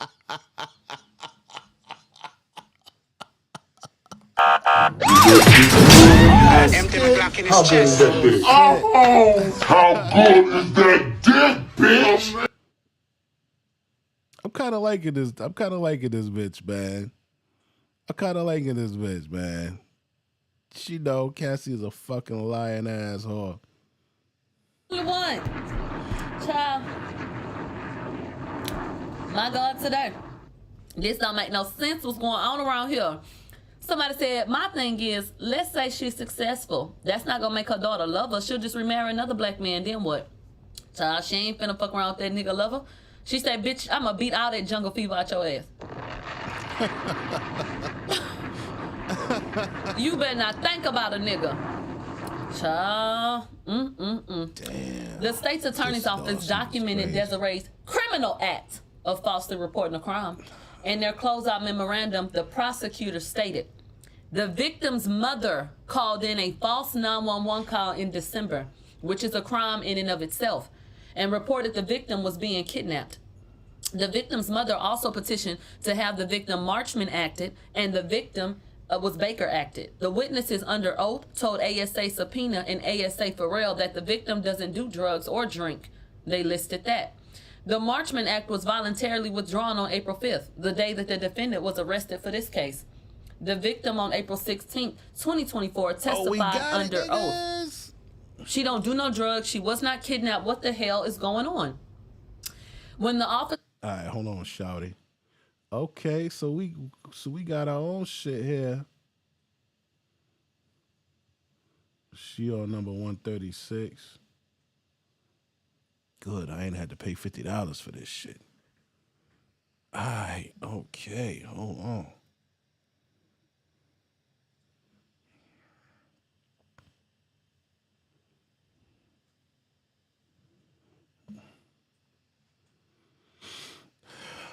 Emotional abuse.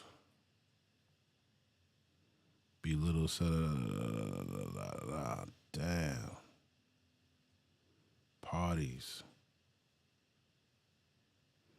Jurisdiction, venue. All right, this is what you always gotta look for: factual allegations. Oh my God, she installed security systems at her fucking home. Threatens, intimidates, DH demanding access to security. So, God damn.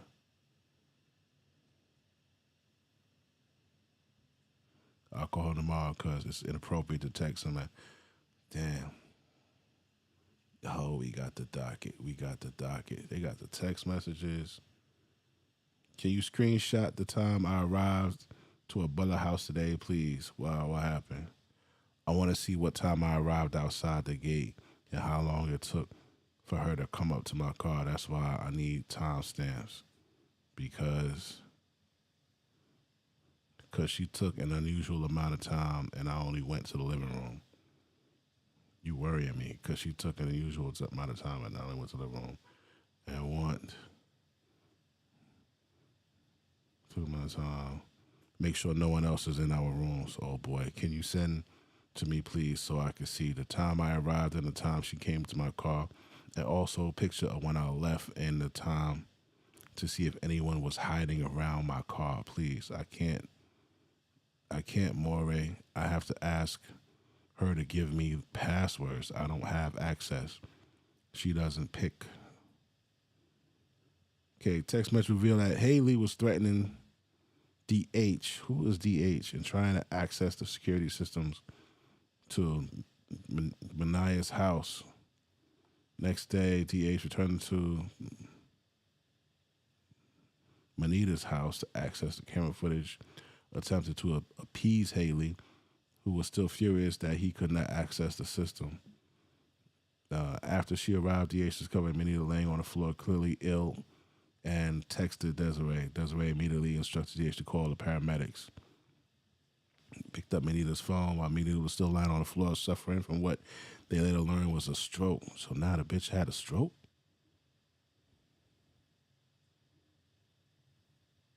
Yo.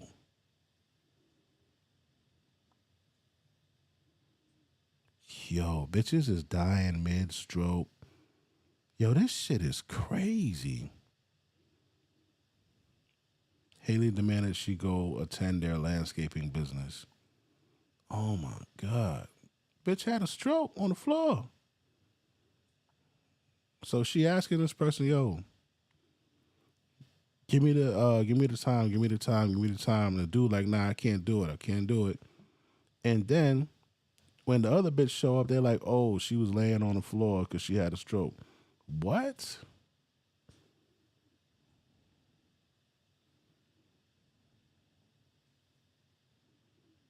Wow.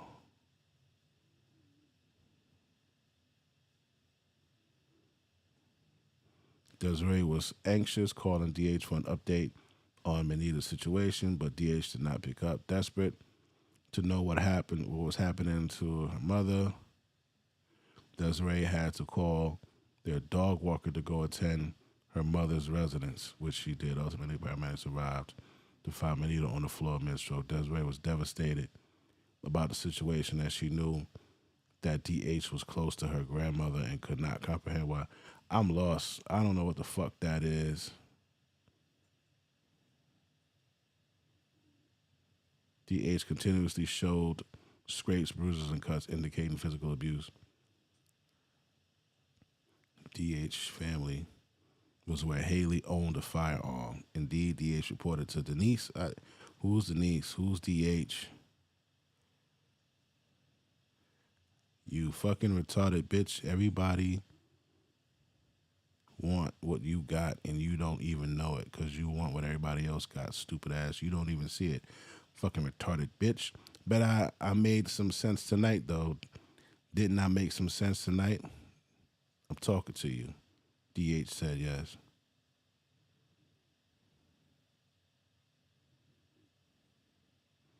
Okay, Olga, that's who Haley, which is Demore, the daughter, that's who she was living with, Olga.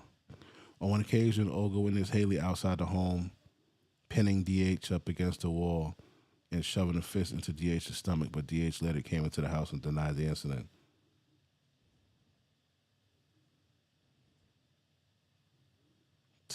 Yo. I'm never wrong either. Check my resume, yo.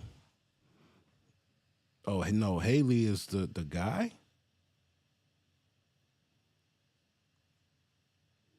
Where? Let me go back to old girl. She missed this part. This was early in the report. She didn't go on that. I wish she would have broke that down. Officers arrived on scene. They quickly realized that Desiree lied to the police, as recognized by the state attorney's office. However, Desiree had already conspired with high-ranking members of the police department and others to falsely arrest Javon for the January 2022 alleged battery. Although the prosecutor ultimately dropped the charges against Javon, he was embarrassed that the police arrested him in front of his nephews. Everybody take a look. This is Demore over on the side. trying to understand what's going on as her husband, her boyfriend at the time, was being carted away by fucking authorities. For nothing.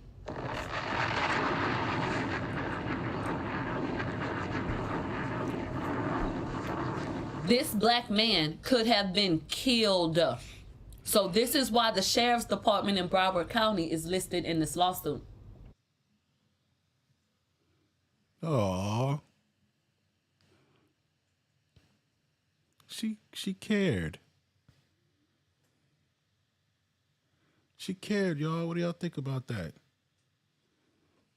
I ain't used to that. We ain't used to black bitches caring about us. I mean, it's just keeping it real. Damn. She right, though. That's what she's trying to do. She's trying to get that nigga killed. God damn. The fucking sun coming up. I read out every name to you so that as we went through this lawsuit, you would understand why each party was being named. Here we are. Somebody just got here and they said, what happened to your Twitter? If you can hear the sound of my voice, and this is fresh for you, you just not getting here. My Twitter got suspended after I touched on this yesterday. My last tweet had to do with this lawsuit, and I no longer have a Twitter. So that's unfortunate, but we will trek on. I'm not immediately making another one. So you have to just go to Patreon or follow on Instagram and make sure that you know the link tree and just stay in the loop. Anything that I would have posted on Twitter, I'll just post it for Patreon for free. And it'll be on Instagram. So, child, do what you do.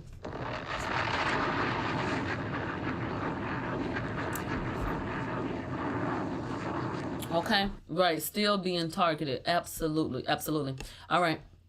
Desiree avoided any charges for falsely reporting a damn kidnapping. If that was anybody else, your ass would have been in jail. Okay? Do y'all remember what happened with that girl, Carly? Carly acted like she had been kidnapped and shit. Her ass had to get in trouble. So why did Desiree not get charged for falsely reporting, a fucking kidnapping? They said, Mila, check your phone. I had my best friends check my location. They did not tell me it was pinging to New York, child. Right? That's what it said.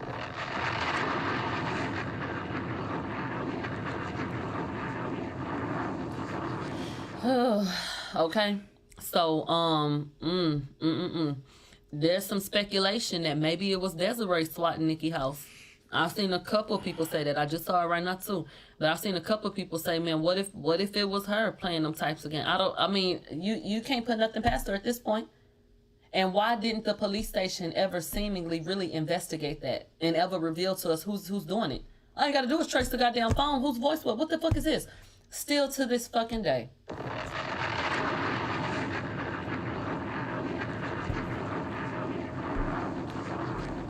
Still to this day. This fucking warm apple juice is giving me life right now, bitch. Y'all tripping and slipping. Now, we're gonna go back. We're gonna go back a little bit. I'm gonna make sure you're paying attention. Back to Iconic's plot with Desiree. 2 points in the chat. Who is Iconic? Here goes your answer. Iconic is the company that Desiree was working with. The people who tricked her into doing a sit down with the faux ass Nike Academy woman. So that's the landscaping company. Okay, I just want to make sure you're aware. So approximately 1 week after Javon was released on bond from his fraudulent. Yo, you heard, right? Shorty just said, right? The girl that we listening to, she said that her Twitter was snatched, right? Look at this shit right here. Big ballers only, right? This person said Shade Room.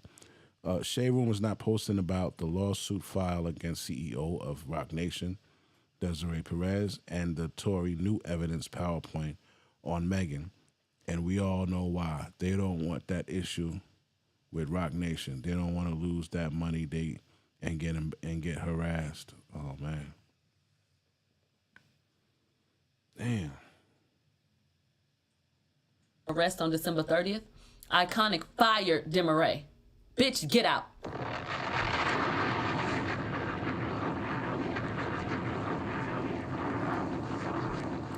Demaree's firing was bizarre because she had just received glowing reviews from Liz. Take a look at her text. We appreciate your loyalty and put all the trust in you. You're one of the smartest young ladies I know. We depend on you. And you can ask Abe and Alyssa how I said I'll give it to Demaray. She'll figure it out. We just need you right now more than ever. This will change, and we won't depend on you, but for now, we need you. We don't trust anyone. You're family. That's what they told her. You're a family, girl. Mm-hmm. The type of family I guess you lock up and put in the back room because they drool. That kind.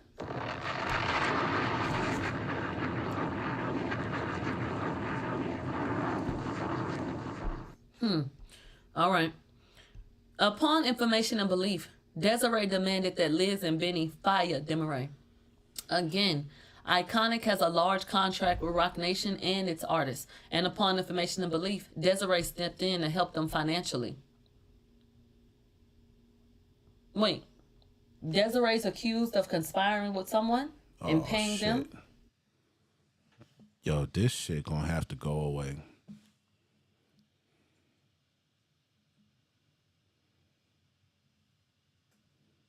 Ain't nothing gonna happen with this shit.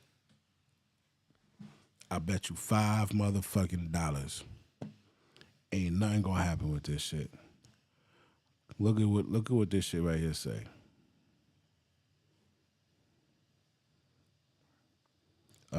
Ryan Starr is the own and is a part of Rolling Stone Culture Council. Rolling Stone Culture Council, which is a private vetted community for influencers. Funny how Roc Nation's Desiree Perez is a part of the same council. Wonder why the Barb's emails got leaked. A test email was mistakenly sent today to a small segment of our community, with emails visible. We sincerely apologize for the error. Our team has already taken steps to ensure that this does not happen again, as the privacy of our community is a top priority.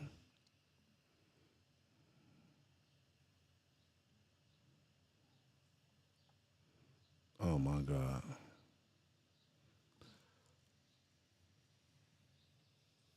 So, it's too much.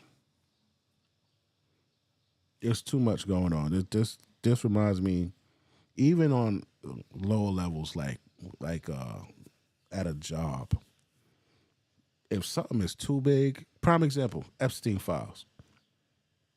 It's too big, right? We ain't seen shit from that, heard shit from it or nothing, because it's too big. Too many people, too many big important people would have went down behind that shit. So it never ever came out. It never will. It will never come out. We will never see who was on the shit. We'll never see none of that. And I think that's gonna happen with this. If they let her off, so like, what are they gonna do to her? Bitch, the bitch had 35 keys, 77 pounds of coke. They suspended her sentence. They gave her, she got a job. She got a pardon. What do you think gonna happen to her, bro? Nothing. This whole shit gonna go away in a week. What's today? June 1st, 2nd, 3rd. By June 10th, we ain't gonna hear nothing about this shit. There's too many people. And they ain't gonna let that shit ride. To harass someone? How ironic. Yo, I'm about to call it a wrap, man. I finally feel tired enough to go to sleep. Finally feel tired enough to go to sleep. So I'm gonna holler at y'all tomorrow in a few hours probably. We're gonna pick up from here, get back into it. We're gonna go talk about some of the other shit that I wanted to show y'all tonight. I actually want to show y'all some other shit regarding fucking Zion Williamson. I have a theory.